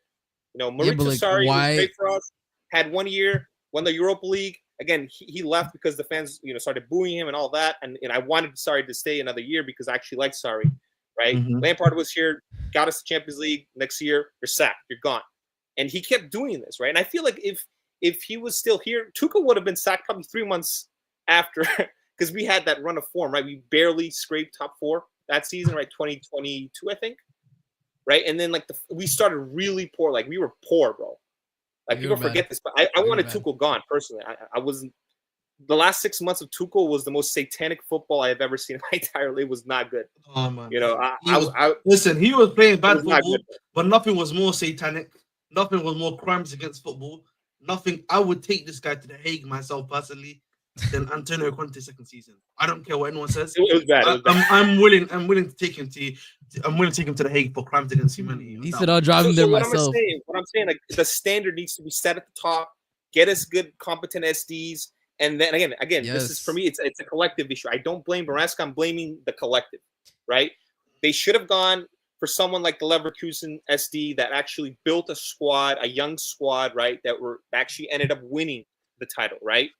And I think he's only been at the job a couple seasons. He built a squad. It was a good squad, right? And they won the league, and they're second in the league right now. They're in the Champions League. They're performing well. They were able to hire a competent coach in Xabi Alonso, right? But they go down this route of hiring 2 SDs, right? Where it's like no other team has this, right? And from my understanding, I don't know if you guys have a different understanding, is that with the RSDs, one is focused on selling and the other one is focused on hiring. Is that Fuck correct? knows, man. Is that, No, nobody knows. Nobody knows, but I think that's like, it seems to That's be the case apparently because what it is, but if that's not the case, then to be honest, a lot of the rest doesn't make sense. I mean, that's not entirely consistent because I remember seeing reports that apparently Lawrence Stewart was the guy in charge of the outgoings. He's the one that brought us this RC. yeah, fuck knows. Yeah, I Well, that's been genuinely. no, but confirmed to be since. fair though, that's just because of the personal connections that he had. No, isn't he the guy who like knows all the French? But still, if you're the outgoings guy, you stay on that side, you know. yeah, That's maybe the just way I wants to see call it, it at his least. favorite. I don't know. I mean, that's what I saw. I think in one of the, I don't know if it was Ornstein that said that or it was Fab. I remember reading it somewhere that Stewart was focused on selling players, and when Stanley was focusing on the Yeah, actual. so Again, it was actually to do. It was like not this summer, but the summer before. That's how they were speaking about it. Basically, you know, the summer we saw Mount Havertz. That's how they were Okay. speaking about right at the time. And I think okay. from then people I think just assumed right that was the case. Okay. If that makes sense, that's what was happening. But listen, I as I've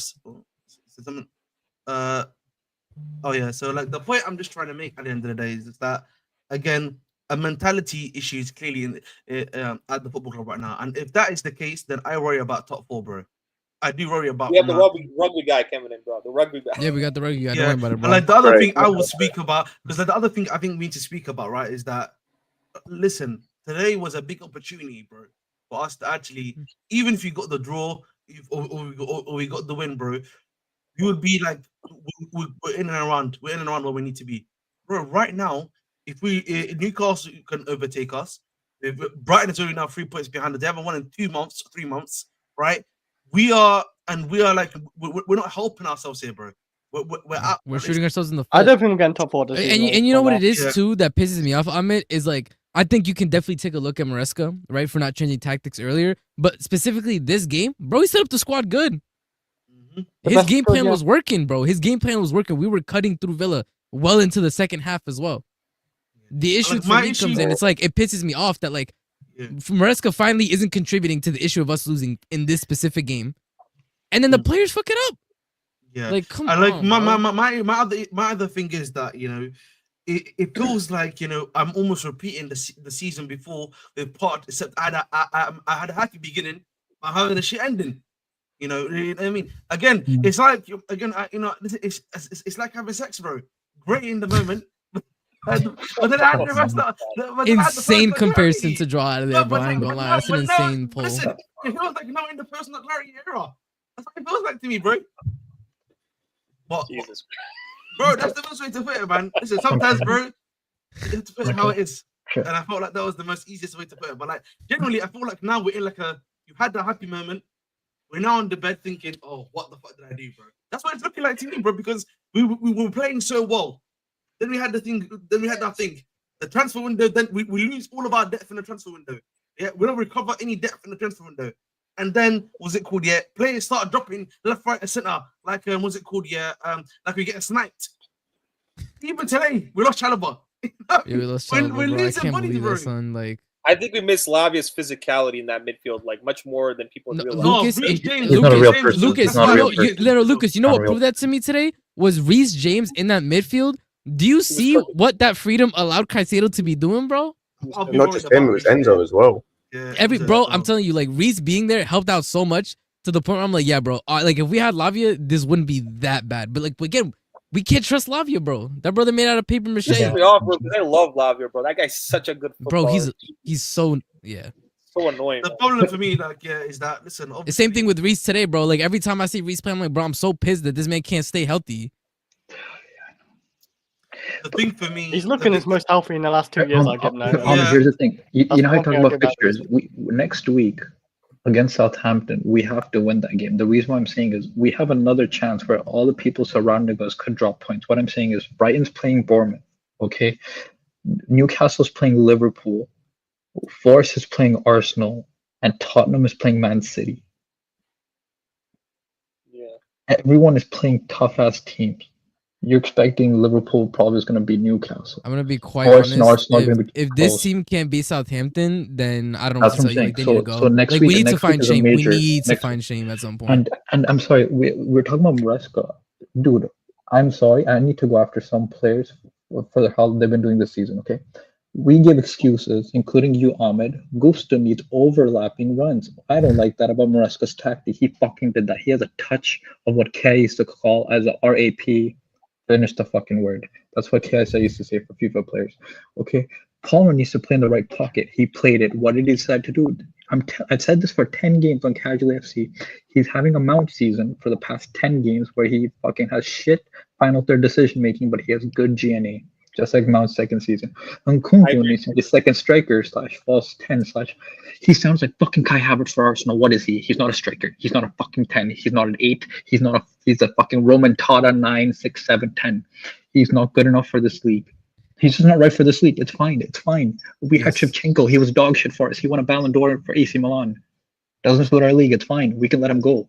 He was a false whatever you wanted him to be today. Because Neto was striker. And he was shit again. And then I see Jadon Sancho come on. You know what he does? He fucking beats him, man, and goes back to the same position. I was like, what the fuck was the point? He literally did a 360. It looks like a training drill where you go by your man and then you have to wait and then try to go by him again. I feel like he was looking at cage. I feel like I think he was playing cage football, bro. You know what I mean? Nah, because bro, we used to do that type of training drill. You get by a man and then there's another person you have to stop, then get by them, and bro, like, yeah, dude, come on, bro. Dude, man beat a man, stopped, and then turned around so that man was in front of him again. So I'm like, what's the point?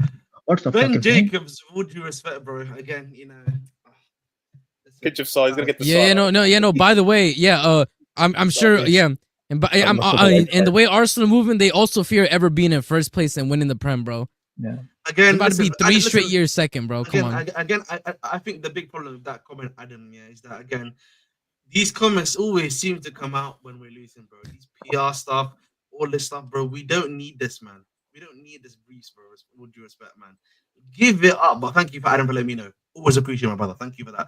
Ben James need to give it up. Respectfully. But like, listen again. We just come back to it. Listen, I don't know if you were here, CP, but we were talking about Palmer, and I was saying that he needs to be dropped the next game. You have to do it, bro. I don't care. Yep. Yeah, Yes. no matter what, you just gotta play someone else. I don't care.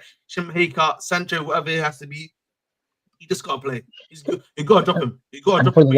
For the left wing, I want a 5-game stretch where Tyreek George plays. You know why? Because Nkunku does dog shit. No, Nkunku does dog shit. Sancho fucking does dog shit in terms of progressing, moving the ball forward to dangerous positions nowadays. Man in 3 games beat a person once. He had 10 take-ons in 4 games and beat him once. And Jadon Sancho, I'm talking about before this game, he played full 90s and he was doing dog shit. I'd rather have Tyreek George, who was 18, who beat a man twice last game, coming on as a super sub. At least I'll let him develop. Fucking hell. I'll be honest. I don't think Tyreek George is good enough for Chelsea, bro. I think this guy's gonna be. Listen, like, I know. I'm not saying he's good enough, but I'm saying fucking he's better than what Sancho and Nkunku are doing on the left side. Fucking hell, right now. I'd rather let him progress with his life, and we can sell him for more money. At least he's more hungry. He seems more hungry than fucking. Listen, show some respect to Tariq George, man. Tariq George, man, he's doing more than what Scamter has given me. Dude, you know what it is? He's doing more than Tariq George, bro, against troops, Brighton, has shown me more than what. Well, you know what it is, Ahmed, right? Album players, they want to perform because this is the only chance they have to make it, right? If they make it at Chelsea, maybe they won't play enough games, or maybe they'll play like just enough where they can get a good transfer to a bigger or a good club, or a Fulham or whatever, or maybe they even become like a Loftus-Cheek where they kind of stay in and around the squad for like several years, Chalaba and stuff like that. So I think that they want to perform. Maybe they're not good enough. I don't think he's good enough personally, right? I think Achipog is a good quality academy player. But I think Tyreek George, he's going to want to prove himself because he has to, right? Whereas Sancho, he's already been a star when he was at Dortmund with Haaland, right? Neto, these guys, they've already kind of proven themselves. So they don't really they don't care about the club, basically, in comparison to like a Cobham guy that has to prove himself, who's actually, born into that, culture in London, et cetera, et cetera. But so I agree with CP there. I think that Tyreek George, he would actually stretch out the field a little bit, even though I don't like him personally. Maybe put Sancho as the 10 because Sancho has played 10 when he played for Dortmund or something like that, man. We have to change it up. But I think today's performance, again, it wasn't a bad performance. I know everyone's pissed off. But personally, I think like we could have actually won this game, and it was just. But that's what lack of pisses me quality, off is like I feel like today the team performance really deserved the win, bro. Like it was like everybody bar Palmer and Jorgensen, bro. They did enough to get a W out of this match, bro. Nah, not everyone. Who? Hey, the Gusto two was Frenchmen. The two Frenchmen. Let's say about them the better. Gusto, Yeah, but bro, like they didn't know. But the thing is, like even them, they didn't cost us the game. You feel me? They didn't cost us the game. That's why I'm saying like Jorgensen and Palmer, bro. They're the people who killed the game, who made this a fat L, bro.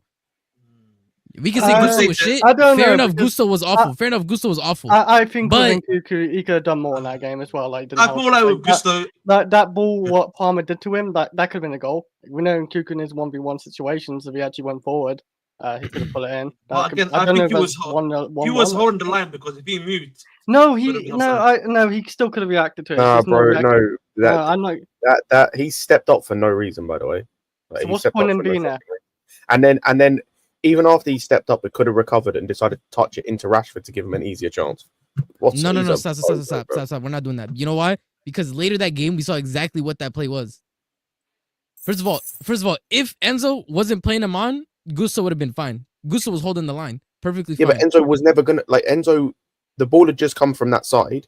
Enzo wasn't recovering. Also, he had like 4 guys in his way for Aston Villa players before he can see Rashford. He can't see where he is. No. And then when he got there, we saw later that game the exact same play was made. Ball switched to Rashford, except Gusto was able to get enough of a foot on it to get it out. Yeah, no, that's what I'm This saying. time, bro, he was unlucky as hell. He wasn't able to get enough of a foot on it yes. to completely stop the momentum. If he completely stopped the momentum, it's not getting to Rashford. He didn't touch it into Rashford. It was going into Rashford regardless. He tried to dead the ball so it wouldn't go directly to Rashford, but he wasn't able to get enough of a foot on it. I felt like Because he recovered to try to hold the line, but he didn't. But obviously nobody was expecting Enzo to not be able to recover quick enough because nobody was thinking Enzo's gonna be there.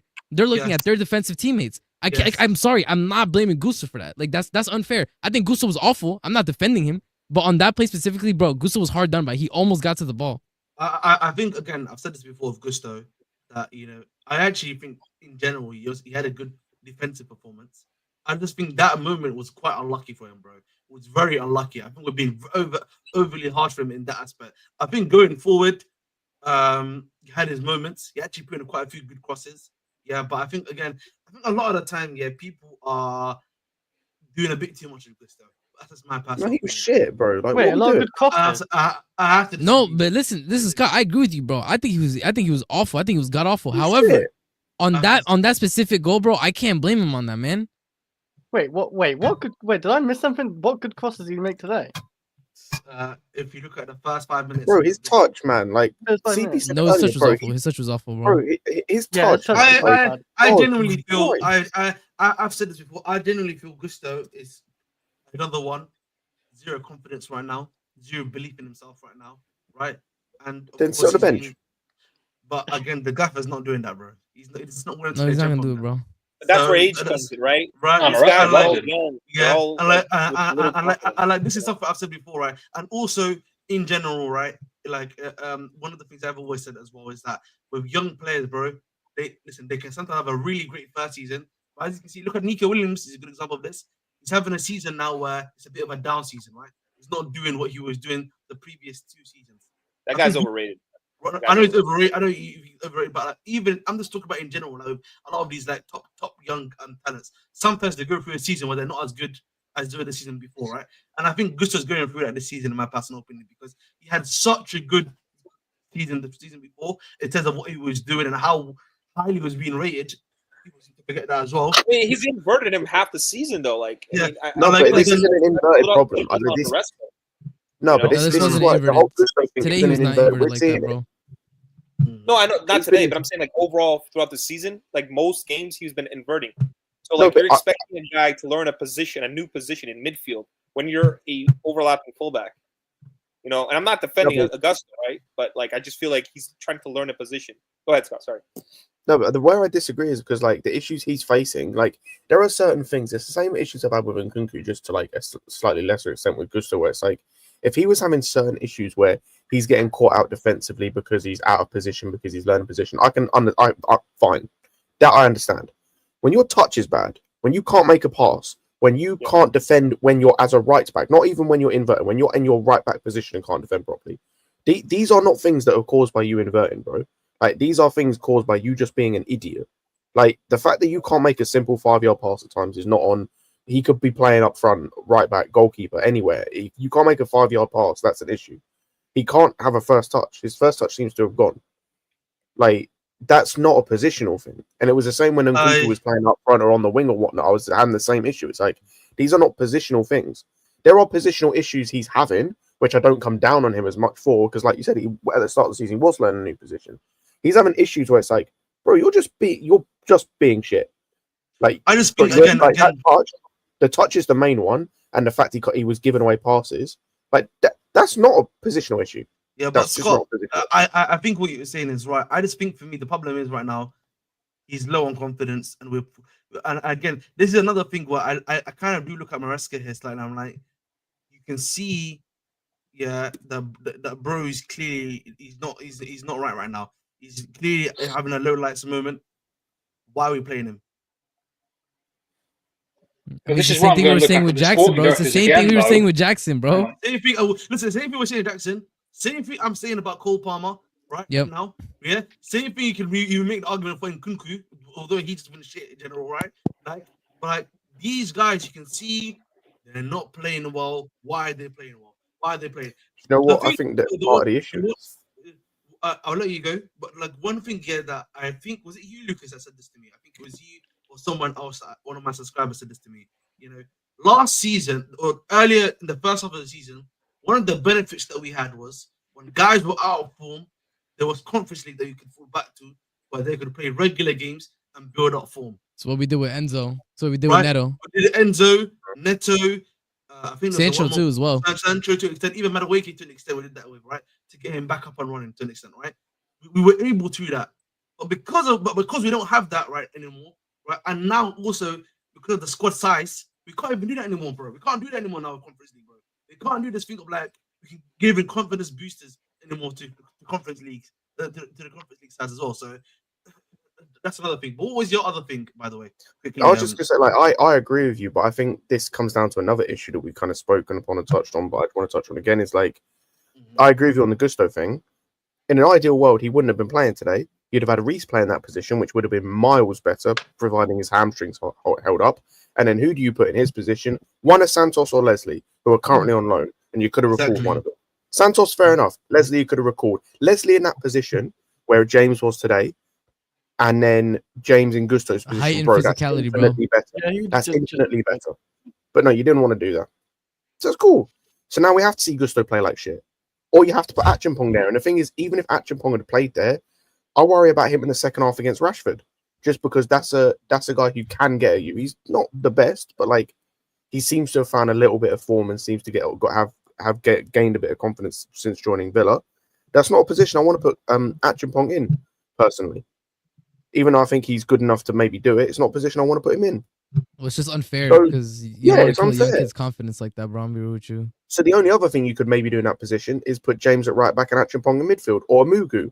But then it's still the same issue. You got a young kid in there when we're like against it a little bit. So like, it's fucked. It's just fucked. Yeah. And this is once again on the sporting directors. So people in England, because me, RSM, me, and Costa can't be there because we're, fake fans, international fans, bandwagoners, right? Sorry for living in North America. Once again, we apologize for being born there or living there. So you dickheads.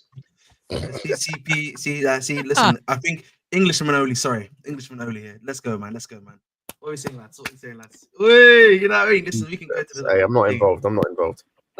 Yo, respect. Sorry. No. What I'm saying is, please, you guys are gonna do your protest. If we beat Southampton, please keep another protest for Leicester. I beg.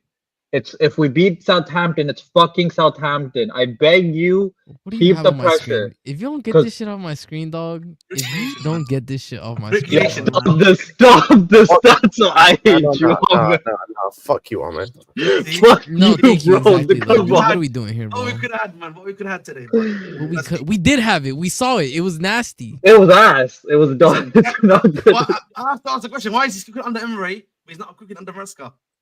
Different pressure. Different He's not system, bro. cooking. He's not Mm. cooking. He's literally Different not. system as This man pulls up a decent shift. Oh, he's cooking. Same, bro. Stop. And If you're one gonna has say the same, by Martinez the way, to bail them out. bro, it's So- the same thing. Hold up. It's the same thing said about Joao Felix. Scores first game. Oh my god. Why did we ever let him go? He's played Okay. multiple games. He's played multiple games.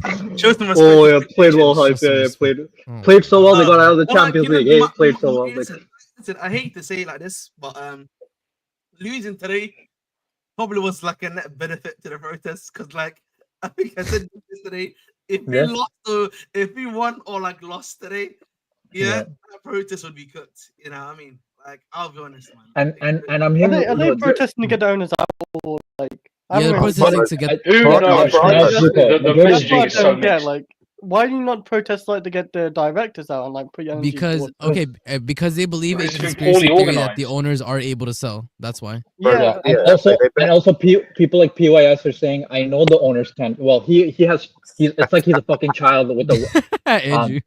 PYS is like a man. child with a wet fucking dream because it's oh no, I think the owners can sell when we all know in all reports either Bully can buy him Story. out or they can't sell for another 7 years. So he's Yeah. delusional. And And just, on the second, no, go ahead. and on go the ahead. second point, he's saying, well, even if I say owners out, I'm kind of saying no to the system. Then go after the directors. Just go after the dickheads directly. Go after the dickhead, please. Name and shame them. Just name and shame. Stop being little bitches and going after people you can't fire. Like RM7 said a few streams ago, and I was thinking it then, and then RM7 said it. So thank you. We're on the same wavelength. It's like saying right now, get Trump out. He just fucking got elected. He's here for 4 years, you It's too late, bro. dickheads. It's too late, It's son. too late, my guy. It's too late. It should have happened when you were supposed to vote, you dickheads. So now we have so just like that. We have to wait 7 years. So either you do mass support for Bully, but half you idiots think that Bully still runs this club after first summer, so that's not happening. So then I don't know what you idiots want. Look, cause I'm okay. This is the thing, Star Slayer. Like, this is why I at least support the protest. Cause I think it's positive No, to it's be not- voicing. Basic Hello. quickly, it's not him. No, No, it's not him. No, No, this it's was not like him. created by like a random, by a season. No, I was gonna say random, which is not. no, correct. Minerals is running. It was created by a season ticket holder, basically. It was different. Yeah. So what I was saying is I support the idea of voicing our discontent. You feel me? I 100% agree. Like, as a fan base, we're discontent. We should voice it. There should be protests. Where I think I disagree is if you go there and the main message is get the owners out or owners out, they're not going to take you seriously. You are going to be seen as petulant children, especially if the form lifts up at any point and the protests stop. And this is my issue, and this is what happened with the Talk Sport fiasco, is when you're my reasoning God. when the things behind what you feel are lies and conspiracy theories and things that are literally not able to change, you get very quickly exposed as somebody who is just too emotionally involved to That's think not what the fuck they're rationally. talking about. Exactly. And so when we go to the protest and instead of saying we want the sporting directors out, we want the model to change, as way better than just going up there and saying owners out, because it's unserious, it's untrue, and the owners are just gonna laugh in our faces and not change anything. Like, these guys are not to be taken seriously because they're yelling at the sky to move. You feel me? They're telling the mountain to move. It's not happening. And I the said that thing is, before. and the thing is with the conspiracy theory they believe specifically, so I can explain it to you guys, is that the owners are able to sell Blueco. Blueco is basically just a holding company that they use to like manage all the Chelsea assets, including like women's team, all the hotels, everything. Blueco. That's why we sell to Blueco. Remember, we're doing all that stuff. So they're like, oh, but they can sell Blueco, and I'm like, It's a parent company, right? if the UK took them to court, there is no reasonable way that they are proving that selling Blueco is not the same thing as just selling Chelsea. It's just not happening. But they're so intent on believing that conspiracy theory that they're not even listening to the other reasons. And especially the people like, oh, owners out, Maresca out, but they like, some of them don't even mention the sporting directors. Like, I've literally seen it. Some of them are like so intent on getting Maresca out without realizing Maresca leaves, and guess who comes in? Like, another coach decided by the sporting directors. And one last thing from RSM. I saw reports a few days ago from PYS and others saying, "Oh, expecting 200 people for a fan base that has millions, for a fan I'll be base that can honest. seat CP, 50." context. I'm gonna give context. Let me give context. Okay, yeah. 6 p.m., bro. 6 p.m. on a Tuesday, bro. Yeah. Yeah, no. I'm sorry. I'm no. finishing work at 6 No. p.m. No. For a stadium that can hold 50,000 people, for a city that's over 3 million, you're telling me you can only bring in 200 fucking people for a protest? Are you fucking kidding me? I can get a longer line here in Canada for fucking Timbit at 6 p.m. with 200 people than you dickheads for this proper Chelsea bullshit. Bro, Kyson, I got more motion in New York City, bro. 200 people. What do you mean it's 6 p.m.? Okay, then half the Chelsea fan base is also university students. They don't have to go to work. You're not telling me you cannot get 200 people, 200 university students that can show up to Chelsea. And usually, listen, the 200, it's like a political event. You have to be divided by 2 usually. That's probably what you're gonna probably get, by the way. You know what I mean? It's not gonna be. What do you mean? It's not gonna be. Like, listen, you know when you when you hear events like, oh, people say I'm gonna be there, I'm gonna be there. Usually, so you're saying by 100. I get you. So you're telling me it's good. So we couldn't even get 100 university kids in London. Probably gonna be 100. To fucking that's it. So we couldn't get 100 university kids in London to show up in front of Chelsea. That's what you're telling me. That's how proper Chelsea fan bases are in the UK. You couldn't even get your little fucking kids in university or your university fans from 18 years old to show up for a protest. And second of all, you know what also devalues this protest? The fucking supporter trust isn't even saying a word about this. Yeah, the people with actual power, the people who actually own the pitch, basically own the name of Chelsea in a sense because they own the pitch. The second Blue Co moves, they're not Chelsea Football Club anymore. They haven't said a fucking word. But to be honest, they're the only people we have with power. What I would say, bro, is that and I want to give them a bit more credit. Is that I think this is clearly like at least the way that this process is happening. It's obviously being done by a season ticket holder, and it's obviously being done by the online stuff. Like again, get closer to your mic. You're cutting out. Oh, sorry. Like obviously being done by like a season ticket holder, and it's being done. I think they're trying to get like different like fan channels and stuff like that to help with the initial boost. If I'm not mistaken, correct, guys? Let me ask you a question. Right. Does Chelsea have a waiting list? What waiting for like list? the 10 stadiums, like season ticket holders? You mean season ticket? Yes. But the problem is that listen, the argument about tickets, because I think Scott was here when me and Archer had this argument about the tickets. Yeah. The problem we have right now at Chelsea Football Club is the same issue you have with Spurs, all these other top clubs when they try to this thing. You cannot. The ticket situation is impossible, bro. It's not buying tickets, match. It's impossible. You're in the tourist area. It's central London. You know what I mean? SW6, one of the richest. It's the richest borough in London. It is. Yep. Right. It's just going to be mission impossible on that one. I'm afraid, boys. You know? Well, the reason I say that, let's say for example, like. They lose a couple hundred people here and there. They're literally just gonna replace them with other season ticket holders. Like this is what they do. Like no, you can just listen. The line is always gonna be long. The line is always long for this. Bro, the line is like thousands long. I'm telling you. I think I heard from a Man United fan. It's over 100,000 people on a waiting list. So if there's literally 10,000 people that leave, we'll just get 10,000 people from the waiting list. Like they don't care. But that's one thing why the supporters trust is so important for them to join or have a voice in this cause. Or even them to write a letter like, we support the idea of this protest. We might not support all the entire message. Hold up, but CP, and this is where you can't support the idea of a protest when it's not clearly defined, though. But that's exactly my point. And not only that, if we go by some of the things that we're seeing online, it might get a bit xenophobic. Do you want to tie your name down to it? Let's be honest. No, exactly. You're tying it to people that are saying Yanks out and stuff like that. Yeah, it's my question becomes like that. Because like I've had this conversation before, and I'm gonna provide a talking point here that I have mixed feelings on. Right? Listen, even if when the protest happens, right? Obviously, any noise is better than no noise, right? You're still giving noise. You're still doing something like you're still voicing some level of discontent. Whether it's targeted incorrectly, obviously this is like the first big thing, right? Then what's it called? Yeah. Then it is what it is. But at least there's like a voice being heard in regards to like just talking about discontent in general. Now, the problem for me is that okay, that's great initially, but then we're then gonna have to go through the next steps of like when we're doing this again and again, You're gonna get media members now involved, asking you guys the questions, right? They're gonna be like, Yep. "Why are we doing this, guys? What are you doing this for?" Etc. Etc. Etc.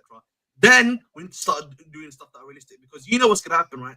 The moment they start, we saw it was Talksport interview on some level. I have to say this, it did definitely hurt the protest. Like, it Yep. definitely, that's like it was like a killing mood almost. It was, you know, what I mean, it hit a lot of vital.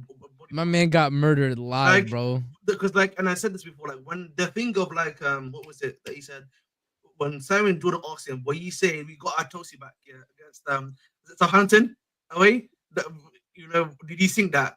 And then he said yes. That killed it, bro. You know what I mean? It wasn't even the financial talk.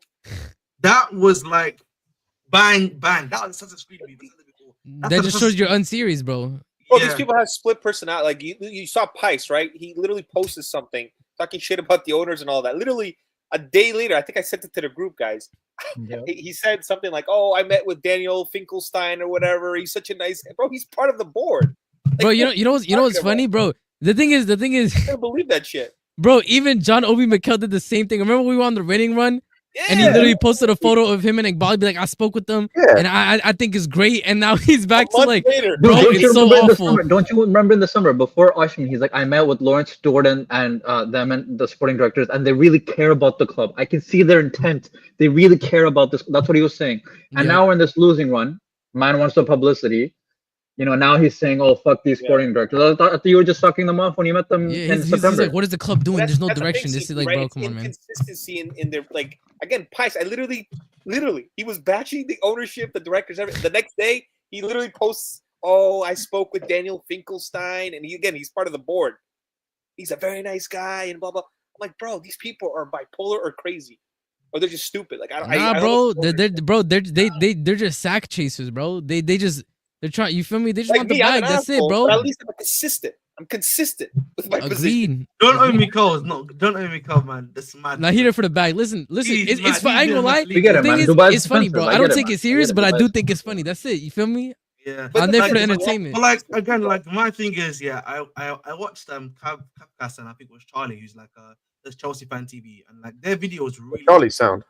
Yeah, that was a really good video because like I think they did a great job of like kind of like showing a different kind of view, right, to some of the other views you probably hear, right, in the sense that the reality is, guys, on some level also, these guys financially speaking, they need to make a return.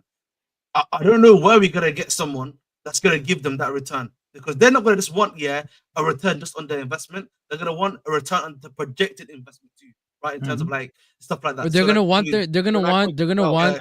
a significant portion of what they estimate the club will be worth at the end of their legal tenure. Exactly. That's what's gonna want, bro. And like So for you know me, why they're not gonna realistically, sell Ahmed, right? So they actually had a report. So that's the point I'm trying to make. Was it called Lucas? Like, it's get realistically, even if I said there's the loophole exists, they can sell, for example, right? Or some. I know that you've proven it wrong, but I'm just gonna go on.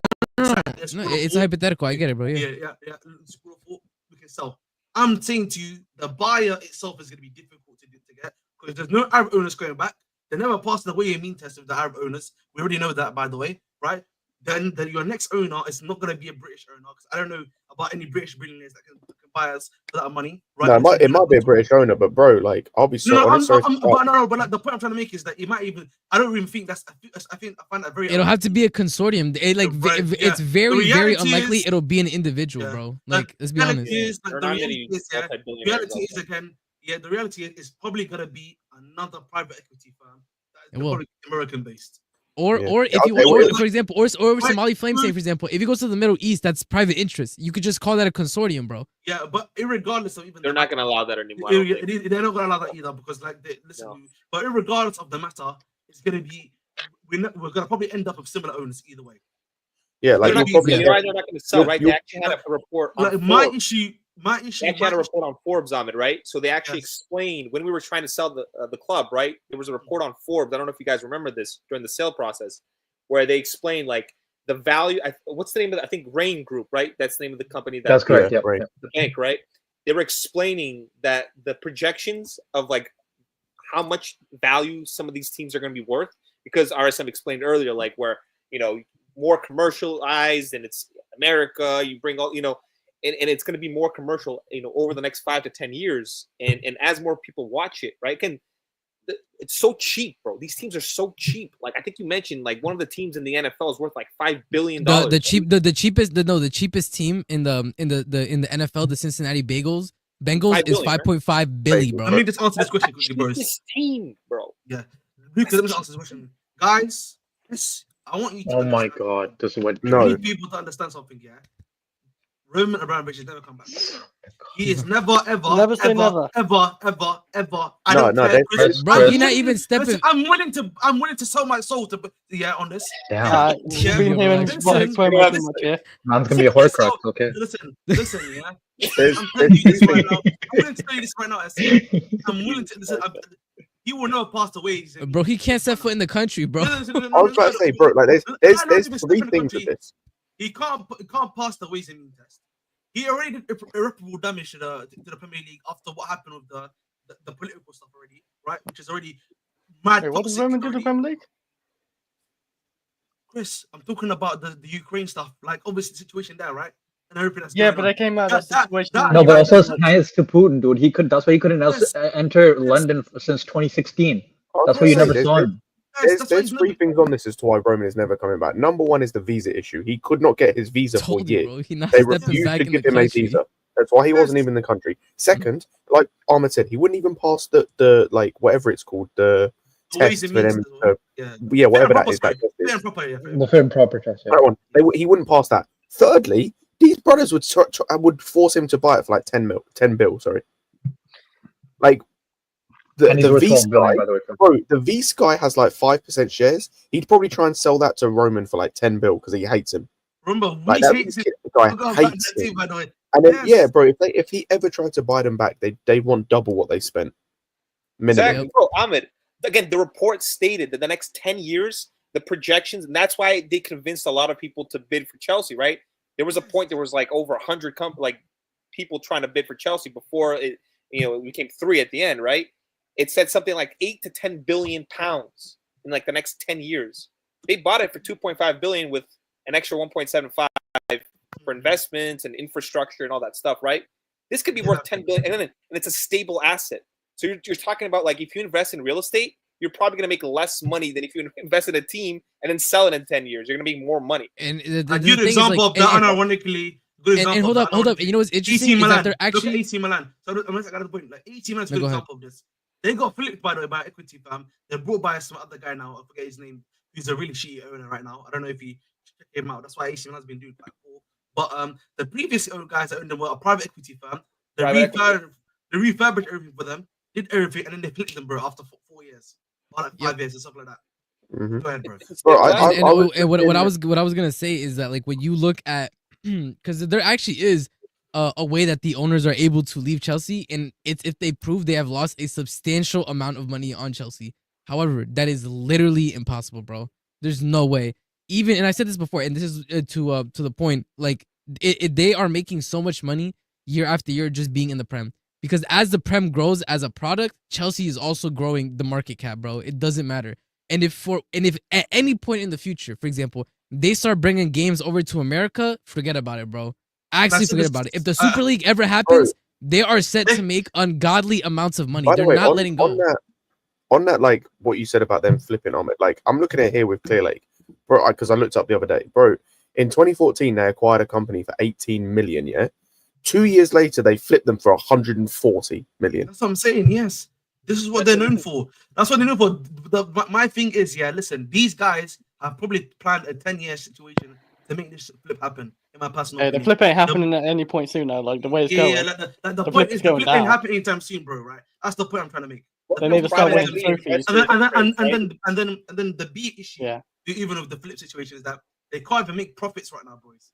Right? They're not. That's the making thing. money. Private equity investors, they look at long term. They don't care about the short term. They can lose as much money as possible, right? If over the next 10 years they can see, okay, we're going to double our profits, we're going to double the money we invest. They don't care.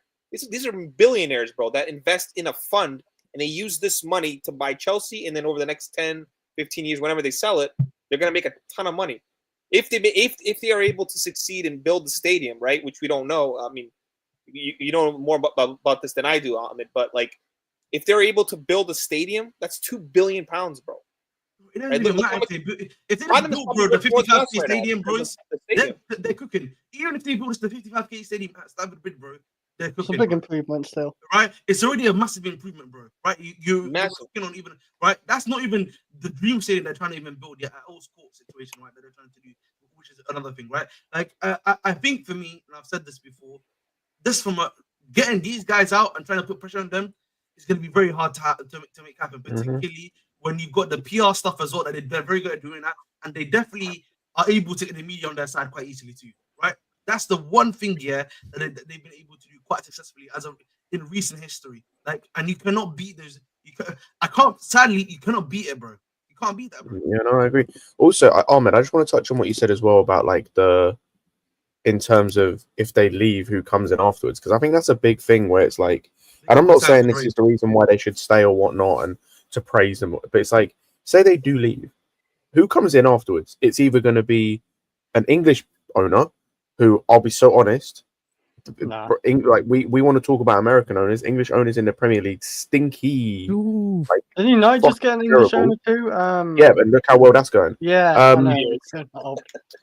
And then you've got, outside of that, like Ahmed said, the Saudis and the PI and like, or the Qataris or whoever, it's not happening. Sadly, it's just not happening. No. Then it's probably another American ownership group, and it's likely going to be an ownership. It's going to be American owners who are part of a group, like the Texter It's group. mixed ownership again, bro. It's mixed ownership again. Well, it's probably, we get bought as like another multi-club model thing, where it's like it's the Friedkins or it's no. Wait, this is the thing, by the way. We've already acquired Strasbourg, so whoever buys Chelsea is going to get Strasbourg as well. Yeah, but like any new owners are going to be multi-club immediately. Yeah, you like look at what like they're doing. Like I said, with the Black Knight group or Friedkin or Text or whoever, like it'll be one of those guys again. Like it'll be the same fucking thing. It's literally going to be the same thing. It's going to be owned by Americans who want to do the multi-club model. Whether they do it the same way or differently, we'll wait and see. But it's the same fucking thing. It's going to be the same thing. This is basically my argument, by the way, as to it's like this is my again. I just think the ownership argument, trying to get these guys out and everything like that, is mission impossible as of right now, right? It's mission impossible. It's not gonna happen. Whatever's gonna happen afterwards, we will see. Like if we can get another new owner, etc., etc. But as of right now, that game ain't happening, bro. You know, we need to realize what we can do. I always say realism. What can we actually do? I've said this before. Make a manifesto of the place you want things to change, etc., etc. Try to get the supporters group involved. Don't make this just like an online only thing, because if this becomes an online only thing, bro, you know it's dead to rights anyway. But, it is what it is. But you know, listen, joining us from I don't even know where is he from. No, is it sorry? This Safa, how are you doing, Safa? Great. I've just I'm not sure I should repeat this. I've just returned from Joe Felix Fight Club. Oh shit, I'm spoiled. I can't talk about that. Fuck. Damn it. Wait, hold on. How come when I entered the stream, I didn't get an intro? Is it a Nigerian thing? Is it a Nigerian thing? Is it a Nigerian thing? Is it an underbelly Nigerian thing? No. Prime, it's aura, and it's a color thing because I'm Trinidadian, so it's one of those. So you know, this is get out of my club. So hey, it's racially motivated. I hear it, man. Definitely racially motivated, 100%. You know what I mean? I'm not gonna hide from him. I'm not gonna hide from it. Hey, does any of you guys agree? Scott, do you agree? Do I agree? What? Scott, unofficial. He's trying to get you clipped up, Scott. He's trying to get you clipped up. Hey, Scott, just say, Scott, say yes. Scott, say yes. Scott's already international, man. He's got his clip already, man. Wait, Scott got clipped. What did he say? Not necessarily him, but it was a part of the clip. Let me brief. No, that's the unofficial lawyer. Let me brief Oliver, Scott, and Real Chris. Just say no comment and move on. That's just yeah. I'm gonna plead the fifth, respectfully. Yeah. Prime. Say yes. Scott, say yes. Just say yes. Okay, chill out. No, let's get back. This man's laying traps. That's what he's doing. Yeah, let's get back on topic. Yeah, Prime. Obviously, I think you were hearing us just talking about some of the protests. Obviously, we were just talking about it after the game and stuff. I haven't actually heard your take on it, bro. So, what are your thoughts on it, by the way? Because I actually haven't heard you saying. I've spoken to you on the protest stuff. On the protests and stuff, like obviously.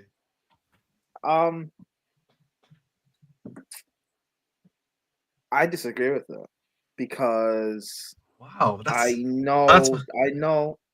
Is it crazy to disagree with that? Brown no, because envelope. I'm not Brown happy. envelope. Brown Brown envelope. envelope. I know, Brown but it's like, envelope. you're not the first person I actually spoke with that disagrees with it, so I'm actually interested as to why. Sorry. Of He's course, not- the he's not- he's Irishman not wants proper an English chubs, club bro. to fall. Of course, the Irishman wants an English club to fall. Okay, listen. Crazy. Hey, listen, man. Win a 4P and then talk to me. There's only Okay. two teams in that league. Who's going to win a 4P? Because they just play each other 8 times a year. Yep. That's what it is. Yeah, but like, what? Go ahead, Prime. Talk your There's talk. only Please. 2 teams in that league. Okay, man. Relax. The Prem's a farmers league as well. Anyways, And one of them's part time. actually, you're not even wrong about the part-time football. But regardless, Just quickly, actually, I forgot. Obviously, this got raided by Hosam. Big up to Hosam for the raid. Make sure as you're coming in to like, share, subscribe. Make sure to tell a friend. Helps the channel and helps me out at the end of the day. And you get good content here. We like to be very realistic and have a bit of fun here too. Even though the club is not giving me fun. What do you move?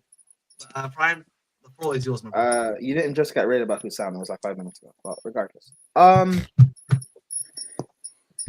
yeah, I disagree with the protest. The reason why I disagree is because I know what this fan base is like, and I know you're not protesting out of any.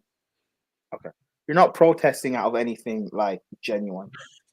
You guys are doing this because we've lost a few games and because you're xenophobic against this ownership. If you guys actually cared about the running of this club, you guys would have protested when we ended the January transfer window without signing a striker or bringing in a defensive midfielder into this team. And both of our strikers got injured on deadline day. If you guys actually cared about the running of this club, you guys would have protested after we ended the summer transfer window without signing a striker into this team. Forget the fact that it was Osimhen or whoever. We didn't bring in anybody. That's when you guys should have protested. You guys should have protested last season, the first half of the season, when we were horrible. After we had lost 1-0 to Middlesbrough, who were riddled with injuries, that's when we should have protested. But no one wanted to then. You guys should have protested under Graham Potter. No one wanted to protest then. But you guys want to protest now when we've lost a few games and we're still 6th and we're still in the hunt for top 4. It doesn't make sense to do it now. You guys are only doing it because you're being reactionary and emotional. And I'm not talking about you guys, by the way, on the stream. I'm talking about like world, like in terms of the wider. You're talking about the person who's like the guy who went on Talk Sports. No. But I had this thought process before that. No, but I'm saying you're speaking on people that think like that, who were like a couple months ago, like 2 months ago, chanting, "We got our Chelsea back." And they're the vocal part of this. That's what those people represent. If it's people like Surfer or Lewis, they have genuine reasons to protest, and I agree with that. But that's not the reason why people are protesting. People are protesting because they hate this ownership anyway, because they don't like Maresca, and essentially what the protest will do is I'll put pressure on the board. Maresca will eventually get sacked, but nothing will actually change. And we'll get another manager, we'll go on another bounce. This fan base will say we're in a title race, we'll fall off again, and people will complain. But nothing will. Bro, we don't have a center back, like a top class center back. Never mind a center back partnership. We spent 100 million on goalkeepers and we don't have a goalkeeper. We don't have a recognized striker because we debate whether Jackson is a striker or not. Palmer, like whether he's best as a 10 or as a winger, we don't have any other attackers to play around him. Our only defensive midfielder is Lavia and he's injury prone. We've sent Leslie and Santos, both unknown, who could actually have impacted our team. We don't have a spine. And people only want to protest now because we've lost a few games. No, I'm not for that. If you guys actually care, and here's the thing, this will show that you care. Protest for we play Southampton, protest against Leicester, and continue to do this. Have an actual impact. But knowing what fans are like in this country, you guys will protest for one game and then you will stop. Because I've seen Man United fans do this, and Liverpool fans do this, and Arsenal fans do this, and Spurs fans do this. You guys don't actually care in this country enough. You guys aren't willing to put like all agendas aside and whatever to do with the benefit of the club. I see. Prime, we can't hear you. I think he pulled his mic out. Pull your mic out by Probably accident, did. bro. Can you hear me? Yeah, we can hear you now. Yeah, But yeah, continue, please. Yeah. What's the last thing you heard me say? About Continue. basically the consistency of like protesting. Oh out yeah, there. you guys aren't consistent in this country in general. Yeah. And that's the thing with like English or Premier League. S. watchers, You're an idiot, S. You're an idiot. That's the problem right there. A comment like S has put on is what you'll get. A comment like that if you disagree with Portugal. The problem is S. No, S, but the what- problem what- is the problem with S's comment is that, and I'll say like this, S. Yeah, He's a the reality fucking is idiot. like, Can I finish listen. speaking? So no, I just want to answer S's because he's brought a comment, and I just want to actually just refute it. You Problem get is, closer to S, the mic. Get closer to the mic. S, the problem is, and this is just the reality of the situation. This has been the history, bro, right now, right? And these are the other big clubs that are just as big as, if not bigger, and the way they've done stuff, right? That's what's happened so far. And like again, all we're going off of is precedent, and that's the current precedent, sadly. Okay. Let me ask you guys, because I- most of you guys here are English, right?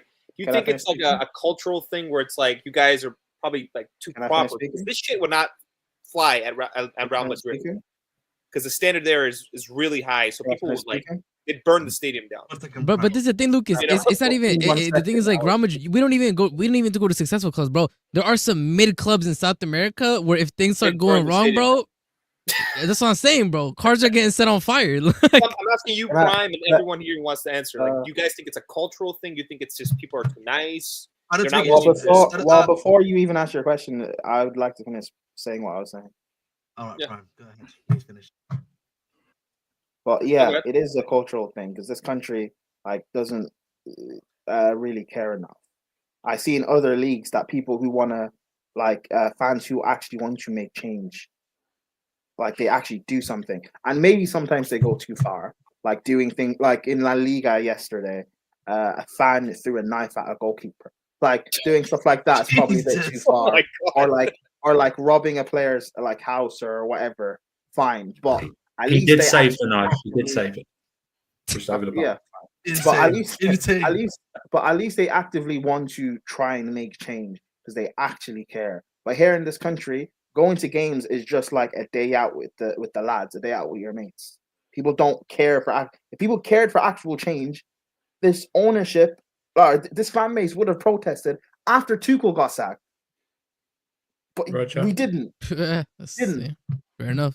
You guys were angry about the selling of Mount and Havertz, right? Why didn't anyone protest then? Because this fan base hated the fact we sold them out. Cool. Protest then. No one did. Star Slayer. You were That's horrible exactly my bro. I supporter. bring that up No every one single time, protested. bro. These men are not serious. No one, even the things that They'd you rather guys sniff care Enzo about. short. No, That's but what I'm saying, bro. even the things, no, but even the things I that bring it you up guys- every time. These are Bad the in my people telling me memory. I'm not proper Chels. They're out here sniffing and that's- digging in Enzo shorts. I don't want to hear it, bro. Yo, chill. Even- Even that, man. You You don't- ain't okay. gonna say that. Too much information. Can I finish? Sorry. Even the things that you guys care about that I don't, it's like these academy kids that you guys are complaining that we're selling them. Cool. Protest about it. But you won't because you don't really care. And this is something I say about fans in this country. You guys don't really care enough to enact actual change. You don't. Let's be honest. Prime. Alright, so- Prime. Do you remember Lewis's? Oh, sorry, go and say it because I want to just react. to I it. just want to, like, he's saying, Zikora said, I'm so tired of all these people. People criticize the owners. It's negativity, but now we don't actually care. What would you say to that, Prime? Obviously, I think he's obviously replying back to what you're saying. You guys are only critical of. You guys don't like. The only reason you don't like the owners is because they're American, or because you assume that they're American. Because everyone keeps blaming Bowley, even though Bowley's not really running the club. It's like Bowley. He's a So silent that for investor at one. this point, So bro. that's for one is wrong automatically, because everyone wants to blame Americans, but it's not Americans that run this club. What's in People one of don't the want to look charts, at. isn't it? People don't want to look at our sporting directors, but our squad planning. Everyone wants to blame Maresca that he's not good enough. Last season, people blamed Poch that he's not good enough. People blamed Potter that he's not good enough. Well, at this point, why don't we look at the people that appointed them, the sporting directors? People want to talk about our squad, right? That we don't have this. Jackson's not good, and Nkunku's not good. Felix is not good. Neto's not good. Madueke's not good. Sancho's not good. We don't have this guy. We don't have a goalkeeper, whatever. Fine. At this point, blame the sporting directors then. Prime, can I ask you a question? We have a poorly assembled squad. We have to start looking above now. We can't So just just start quickly, yeah. just quickly to Prime, because I wanna, because listen, I'm gonna do some double advocate here. Yeah, people will say that, okay, what if the sporting directors are working within the means of which the owners are telling them to do stuff, right? So shouldn't we be targeting the owners? We should also look at the ownership. I agree with that. It's But the thing with again, that. people also need to realize that we can't just say get them gone. They can't leave. Here's So the thing, even though. though I agree, we should look at the ownership. Saying Clear Lake or Blue Co out, that's not a thing. That can't work. So, But Prime, I have here's another the Oh thing, question. my right? god, bro. This vivid seats thing is another thing that I just just blowing want my to shit, bro. I just want to say this, right? I just want to say this because I think it's important to say, yes, are they doing what the owners want? Yes. Do I believe that the owners came up with this in the first place? No, because I believe that if you look at the summer 22 window to the January 23 window, there's a drastic change.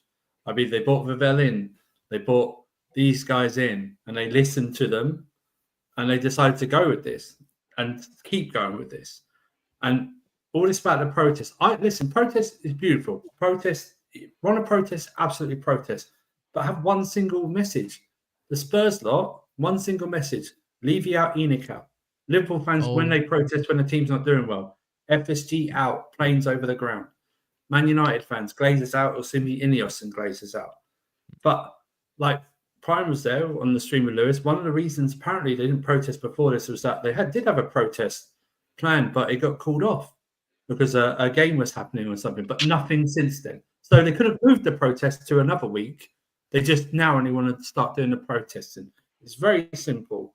I don't care what anyone says, you can totally deny it. This protest is linked to our recent current form and a non-action in the transfer window that's just gone. Okay? Because what has changed? What has changed for these owners and the model? That there's nothing changed. Now people are finally seeing what they're like. They've been doing this for 2 years. What do you mean? You've been seeing what it's like? No, you just got blindsided by the run of form we were in, and we got up to second. Yeah. And then you started thinking this team could be better than it actually is, because before that, no word of protest, no word of a championship manager, no word these players are shit. The same people that want to protest, you guys are the same ones that got tricked by rivals and the media into believing we're in a title race 2 months ago. Yeah. Well, 2 months ago. That's why. Again, that's why I keep ago. saying. Also, yeah, go ahead. 2 months ago, Prime, we got our Chelsea back. 2 months later, we want our Chelsea back. What do you mean? What happened? Sorry, who took your Chelsea away from you in those 2 months? I just want to know, man. Or how did you give up that Chelsea? So you mean you lost that Chelsea within 2 months? Like people are saying standards. These people talk about standards. These people talk about standards. Standards for me is not second place. It's not standards for me. Exactly. People are talking about Chelsea. I'll just finish with this, Prime, and let you go. Yeah. The standards for me. When someone tells me about standards, it's Chelsea 04 to 12. That's my standards for this club.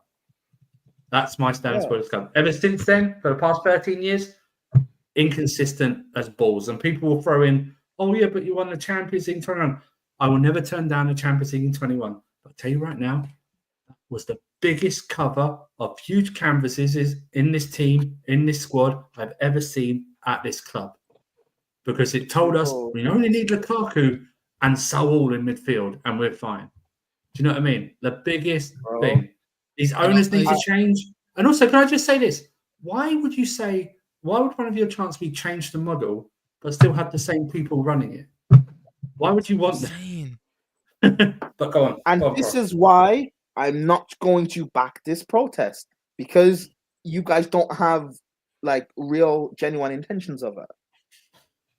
Yeah, I'm not backing this. I'm not. But Prime, sorry. So I just because I'm on a bit of I'm mostly on my troll shit today with some seriousness. So I'm gonna do my troll shit again. Do you think they're not throwing knives at the goalkeeper? They're not doing the knife thing because like if you throw a knife in London, it's not that big of a deal. You know what I'm saying? Knife crime capital of Europe. So maybe they're looking at throwing other things. You know what I'm saying? There you go. To answer your question, Actually, I can't even say that. It's on my channel. Never mind. Thank you. Let me just say what I wanted to say. No, to seriously answer your question. Like again, like in general, am I saying protesting is wrong? No. And honestly, people can do what they want. I'm not even saying anyone should listen to me, but at least have a coherent like plan and idea of what we're actually protesting for. Because when you listen to what Steve said on TalkSport, and fine, does Steve speak for everybody in the fan base? No, he doesn't speak for me. But there are a lot of Chelsea fans that agree with what he's been saying because what he said on TalkSport, I've heard a lot of people say this online or certain people on channels say this sort of stuff. So he's clearly got it from somewhere. I don't believe that guy is coherent enough to just make that shit up on his own. So if people are just protesting because no, he even said someone sent it to him. He even said someone sent it to him, remember? So if people don't have a problem with the players you're bringing in, but they have a problem with our model, but they're talking about how Chelsea are in debt, even though all our debt got wiped clean, like what are we protesting for? If there's a real idea and a real plan, then people are saying the same way. I don't speak for us. I don't speak for you Chelsea fans because I'm not a Chelsea fan, bro. We were literally asking for his opinion. That's what we're asking for his opinion, bro. Yeah, I don't know what else to tell you. Good God, bro. Yeah, come on, bro. Listen, like that's why. I'm just gonna say I'll just say this, right? My final thing. As a fan of a club that's won a 4-peat, maybe you should listen to me. Okay, maybe you should listen. One sec. By the way, when Shamrock lost in the when Shamrock lost in the conference league, he's like, at least I'm a Chelsea fan. So shut up. Hold that. You absolute fraud. Absolute fraud, Brian. Yeah, listen, man. One day Christian, you feel me? You know what it is. One day me, Muslim, one day. Hey, you know what? Listen, I'm Shamrock before I'm Chelsea. Do you guys think a Matisse or a Lewis or any of these big accounts would be willing to protest? Do you know anything? Or? Yeah, 100%. The issue is, I think Lewis is going. I think Matisse is going as well, isn't he? Matisse and Lewis are going. But this is the thing. I think maybe in the past Matisse would have, but you guys have to keep in mind he is now on traditional media shows, and unfortunately, he cannot be seen as any type of negative against the owners to the point where he goes to a protest, for example. They see something xenophobic. Is if he's like the face of that protest, that's gonna get tied back to him. That's gonna get tied back to him. Exactly. Is he going to risk that at this point in his career where he's finally transcended the YouTube space? Yeah. Is going And into also, traditional media. Like Eunice as well, a big Chelsea content creator. He doesn't live in the UK anymore. George Benson doesn't live in the UK. Rory doesn't count. He's an actor. We've got Lewis. Lewis is gonna go to the protest, to be fair. But like also Lewis is not stupid. He's gonna leave. I don't think we should talk about Eunice. I don't want to. Yo, somebody's mic's farting, bro. Racist. Yeah, someone's mic. I don't want to talk about Eunice. Someone associates with a racist, so I'm not going to talk about that guy. There you go. I think regardless, I think at the end of the day, listen, I think online is all well and good, but I think online is you can only go so far, in my personal opinion. You have to get some of these other groups. I forget what they call them. Excuse my memory quickly. Like like the Supporters Trust, someone like I think those guys have big sweat. Should be a point man. This should be a point person, point person who does this media thing, who knows how to handle the media, who does spokesperson, and one clear message. That's why I'm fine with going Clear Lake out, even though I don't think they will sell and then they can't sell and stuff like that. But one clear message. That's what Enoch and Levy out, FSG out, Cronky's out, whatever, or Glazers out. It's one clear message. The problem is it's Blueco out, Clear Lake out, Egbarley out, Bowley out, Egbarley and Bowley out, sporting directors out, Maresca out, or change the model. That's just 8 messages right there. Or the Vivid. I bet you they'll catch someone talking about the Vivid tickets. That's why they're there at the protest as well. So I'm not understanding. Listen, I don't. So the Vivid ticket stuff, the way I've understood Vivid ticket situation is that obviously Bowley has a big share in that Vivid ticket company, and people are reselling it. People are basically reselling their tickets on there for a higher value. Correct? Isn't that correct? If I'm not mistaken. Yes, ticket marketplace. Right, and I don't think I'm pretty sure that's not allowed, right? Like you have to sell stuff at face value. It's touting, yeah, it's banned. Yeah, it's banned. Exactly, that's it. So so My issue is, with that sort of thing, right? Again, obviously we can criticize the ownership in terms of Bowley for doing that, right? Because we can because I don't understand why that company doesn't even have like a cap on it. Like, I don't that for me is stupid, by the way. Like it doesn't make sense to me, but that's just me. But end of the day, I just think for me personally, we'll see what happens on Tuesday.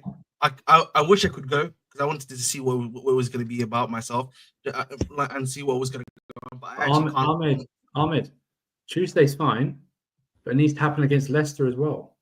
When we play Leicester, that's the week after, right? It's the weekend, right? Yeah, a week later. No, sorry, it's like 2 weeks. So we play, like I said, we play Southampton, then we play Copenhagen at home, away. Wait, one don't of the two. Don't we play next weekend? No. Oh, is it FA Cup? Yeah, it's FA Cup weekend. No. So if it wasn't for the Conference League game, we'd have like over a week and a half, nearly 2 weeks worth of rest between games. Right. But yeah, we got Southampton on Tuesday, then we got Conference League the Wednesday or Thursday. No, the Thursday after. Yeah. And then that weekend we've got Leicester. Then we got Conference League again. Then we got Arsenal, and then we got the international break. But out of those games, I think at least 3 of those games are home games. So you could protest at all 3 home games, at the very least. Yes. Yeah, all of them. And they're all televised somewhere, do you know what I mean? What? So it needs to happen. Why did you hear this from Bastor, bro? I would like to know if that's a bit more reliable. Yeah, Bastor, you have to take it with a pinch of salt. Plus, was it with the Pies account or his unofficial Max account?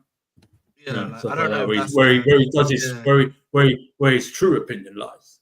Like the thing for me, is there someone that runs the pitch? Like, is there like a leader of the pitch owners, or no? So the thing is, like, I don't even think you need the pitch owners are probably, again, part of it's owned by like maybe some regular fans, part of it's owned by something like that. No, I know, but is there like a guy, like a voice of the pitch owners? I think there is, if I'm not mistaken. But I don't think you need the guy you need. No, the guy you personally need is the sport. No, you need to support his trust, bro. Support his trust is probably what you would need. Okay. Because they basically. I don't think this concerns the pitch owners. Yeah, I don't think this concerns the only time we hear about have the pitch leverage with owners the is when stadium, it comes. The only can time we hear about the negotiate pitch owners is when it comes to us getting a new stadium. Yeah, that's pretty much. No, I understand. What I'm saying is, like, let's say for example, right? We want to either move out of Stamford Bridge or expand it, right? So we need overall, like, I think 75%, if I'm not mistaken, for the CPO. So I'm thinking, like, if they were to negotiate with someone like that, either leads or is a big voice in the pitch owners, that could probably be someone that could actually make a difference of them, either changing their model or something along those lines. Because again, these are the people that are going to help them move from Stamford Bridge to another location. They need the votes. I think it's 75% or more. Yeah, the S. Yeah, I would like to listen. I would wish for that to happen in order to get stuff to happen. But I think sadly, when it comes to football and stuff like that, when you've got an international fan base, when you're even in like a tourist area, and sometimes, bro, you become bigger that you become too big. That's the term I can't believe I'm saying. Like even in sport, not necessarily in sports, but like there's some things where it just becomes it's too big to fail. Too big to fail. Right? It's too big to fail, and I think sadly in Chelsea's case, bro, that is one of our issues, bro. I just think though it would make more if it's not. It's like if you I'm getting there, but start chill. But if you pick, like I said on another stream earlier, it's like if you pick like a certain, say, if you pick 19 as the number the minute you walk out, because that's how many years Roman owned us, right? Overall 19. But if you walk out, right?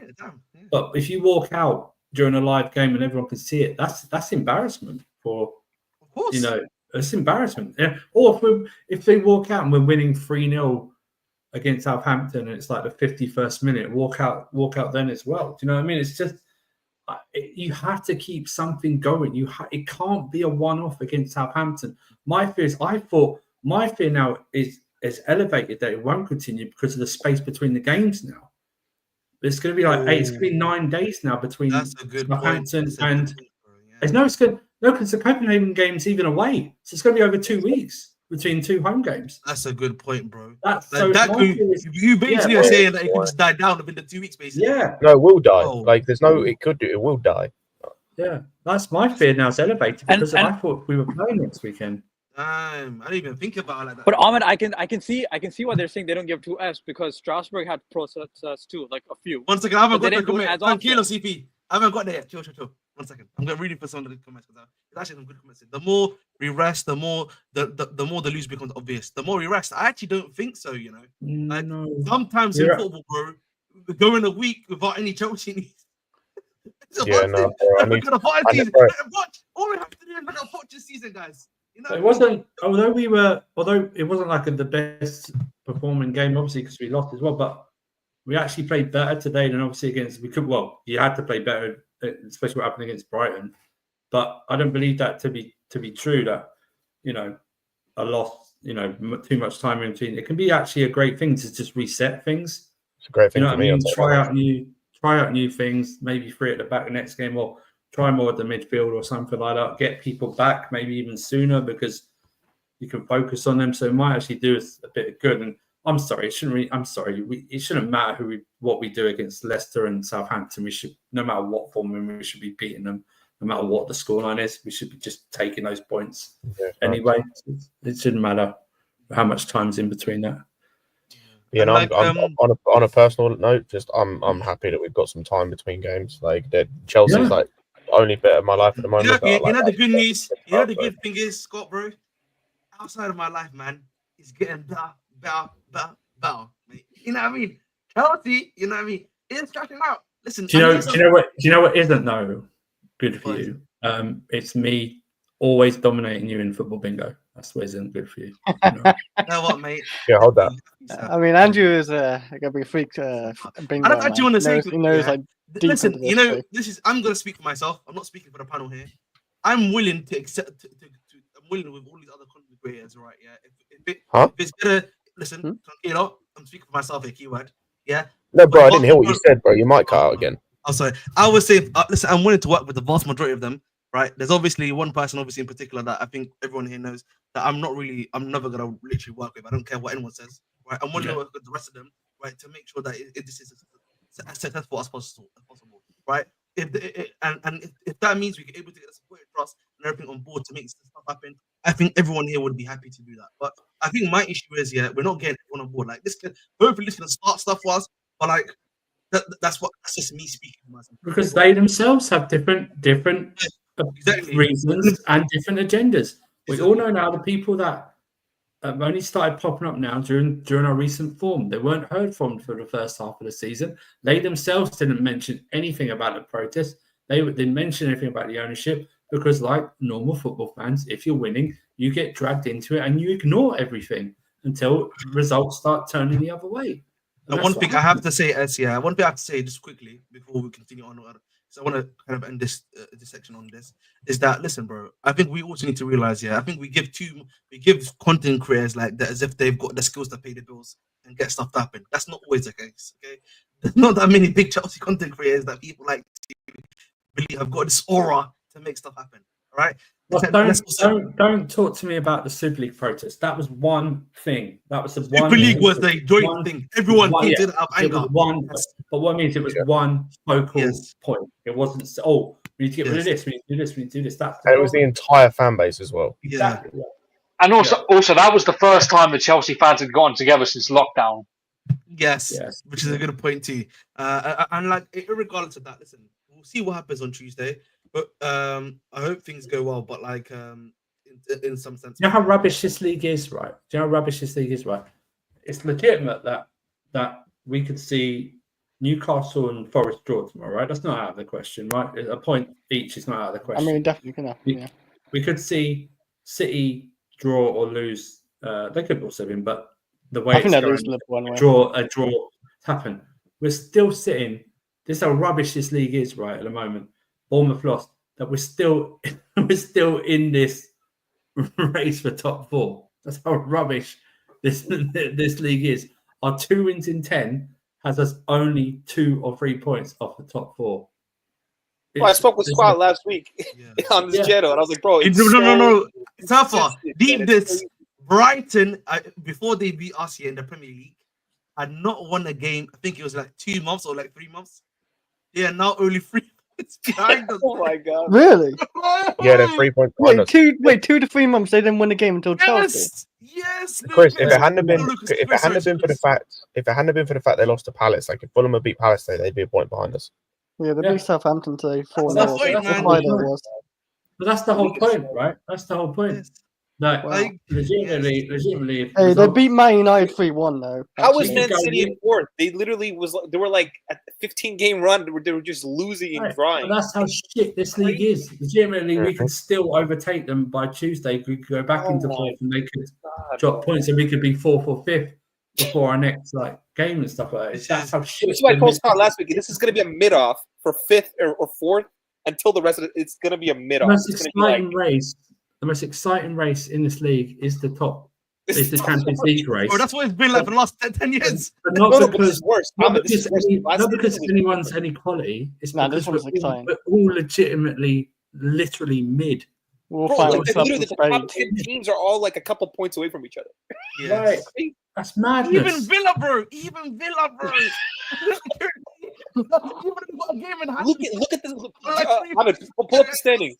Pull up the standings. Literally, pull up the Yeah, standings. I'm looking at it like we're all like fighting each other like with 40 points, It's 47. the biggest mid off of all time. Bro, it's a bunch of hobos fighting over a penny.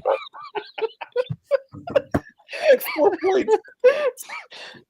Oh, it's such gonna be We can literally interesting finish end of this season. season. I can't lie. It's gonna be painful and interesting at the same time. Look at this, guys. It's Yeah. bad. Look at this here. Look at this here. Even Let's start. Let's Stephen start. ended off. Listen, let's start here. Yeah. I'm gonna start actually. Yeah, no. It's actually. Bro, Brentford are good. They're Fulham. gonna I mean, Wait, you can count wait, Fulham. wait, We no, can count Fulham. No, We no, can no, count let's Fulham. start from Fulham. Fulham on 39 points, 26 games played. Brighton on 40 points of 26 games played. Yeah, these guys, if we lose, let's say hypothetically Southampton, which is not, it's very, very, very, very unlikely. Yeah, they will be able to at least, or they actually can't, but essentially, but Brighton will be level on points of us in 6th place. Obviously, Aston Villa got a game in hand on us. They've still 3 points. Have a game in hand on us? They're 1 point behind us. No, we've got a game in hand on them. No, we got a game in hand. Okay, Yeah, so they're we got a game in hand on 27. Yeah, My lucky for us. apologies, Eh? right? Lucky Guys, for us. look at the goals allowed. Remember when teams could actually defend? Look at the goals allowed. Look Goals at against 33, 38, 42. Flipping heck, bro. 36. Oh, we look at, bro, Liverpool's got like 26 only. That's terrible. Look bro. at Villa. Last Villa have got a -2 goal difference. Oh my god. They're 1.5. How do we have 12 goal difference, bro? We are getting carried by these Wolves game, bro. Flipping heck, bro. Our Yeah, defense. that is. And Yeah, look at but the like, form. Dude, look at the form. Look at the form. The last 5 games for each team. It's like it's so Even that uneven is and the most consistent thing about this Champions League place is the inconsistency of the teams. Yeah, listen, They're all Newcastle would inconsistent. be 1 Remember- point ahead of us. Brentford lost to Spurs at home. Oh, they did. Yeah, they did. Insane. Villa lost to Wolves away a couple of weeks Arsenal ago. lost to West Ham today, bro. Like Bournemouth battered Newcastle away, and then they've lost to Wolves today. Yeah, that makes any sense. We mate. can literally I either don't finish know. 4th or 10th. We have no idea. Exactly. It's one of those, bro. But people will look at that and think, "Oh my god, how shit your season!" And then they're going to realise there's going to be only about 4 points between 10th and 4th. That's what I'm it a is. little bit worried for the end run though, Andrew, because our end run is gonna Bro, be our tough. end run, yeah. Well, It- we need it's to tough. pray these guys come back, bro. Because, hey, We I need to pray Jackson and- just and like then, has yeah, a little we bit have of to life in realize, him. bro. We need to realize we've got Conference League on a Thursday, and then you're going to be playing these guys on a Sunday too, right? These I last think two after games- the Bring it on, bro. Is there a moment for Palmer to step up? It's for the end of the season for me. I think after the international break, I think we should have like Lavia and Fofana, those guys. Lavia, listen, Fofana's meant to be back next week, you know. I'm begging Ah, Fofana back too, yeah. man. Well, Even though I that's don't right like for rate him Fofana. highly, but That trophy for Fana, yeah. That's so because we Fofana's said out that until the end of April, bro. He's got a knee trophy.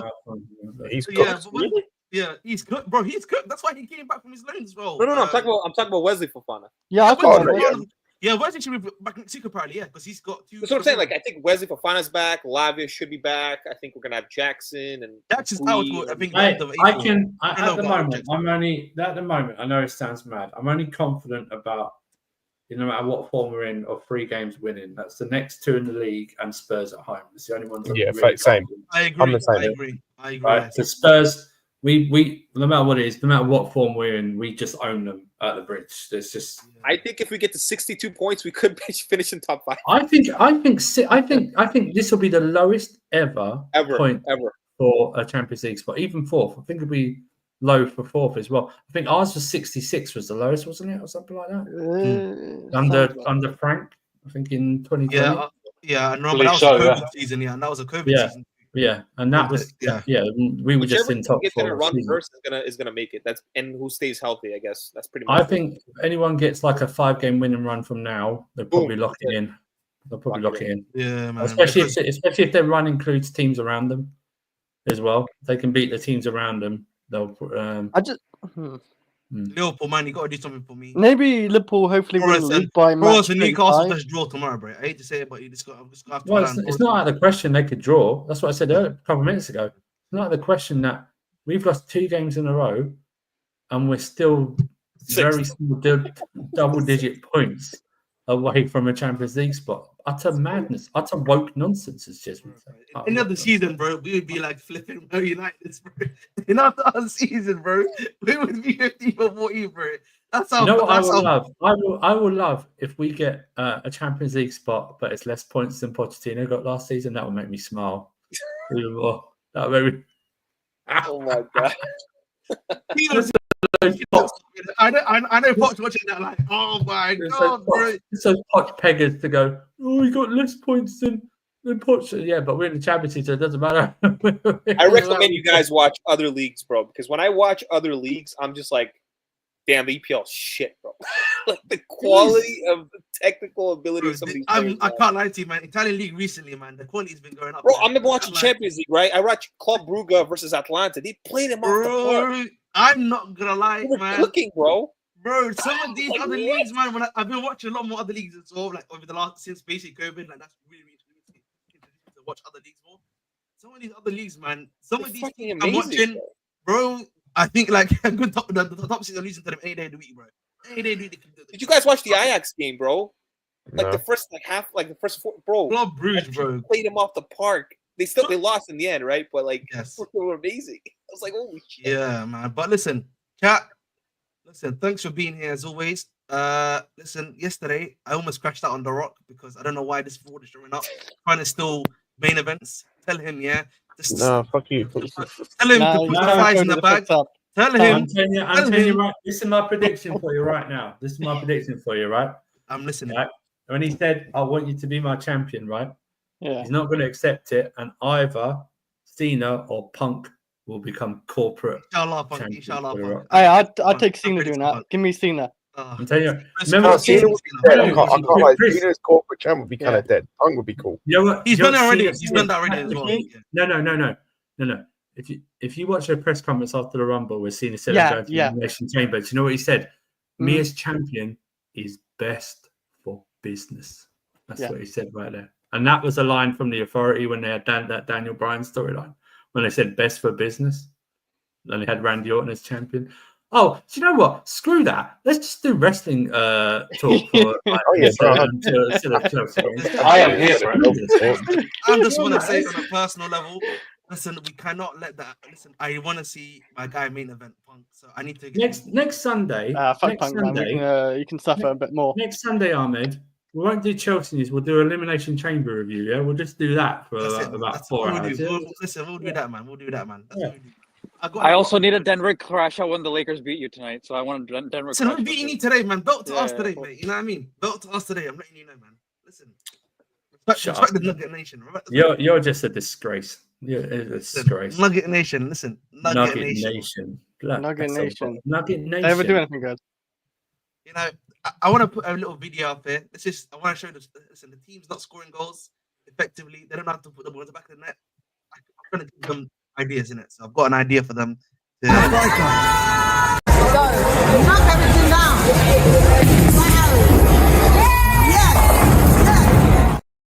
That's how you put it through. I call AI on that one. That's AI, right? Bro, we didn't see what happened at the end. He cut it off. So what happened? Yeah. Yeah. Yeah, they didn't like Cut first off. strike, man. And Like, cut it off at the end, like we wouldn't notice. Knock everything down.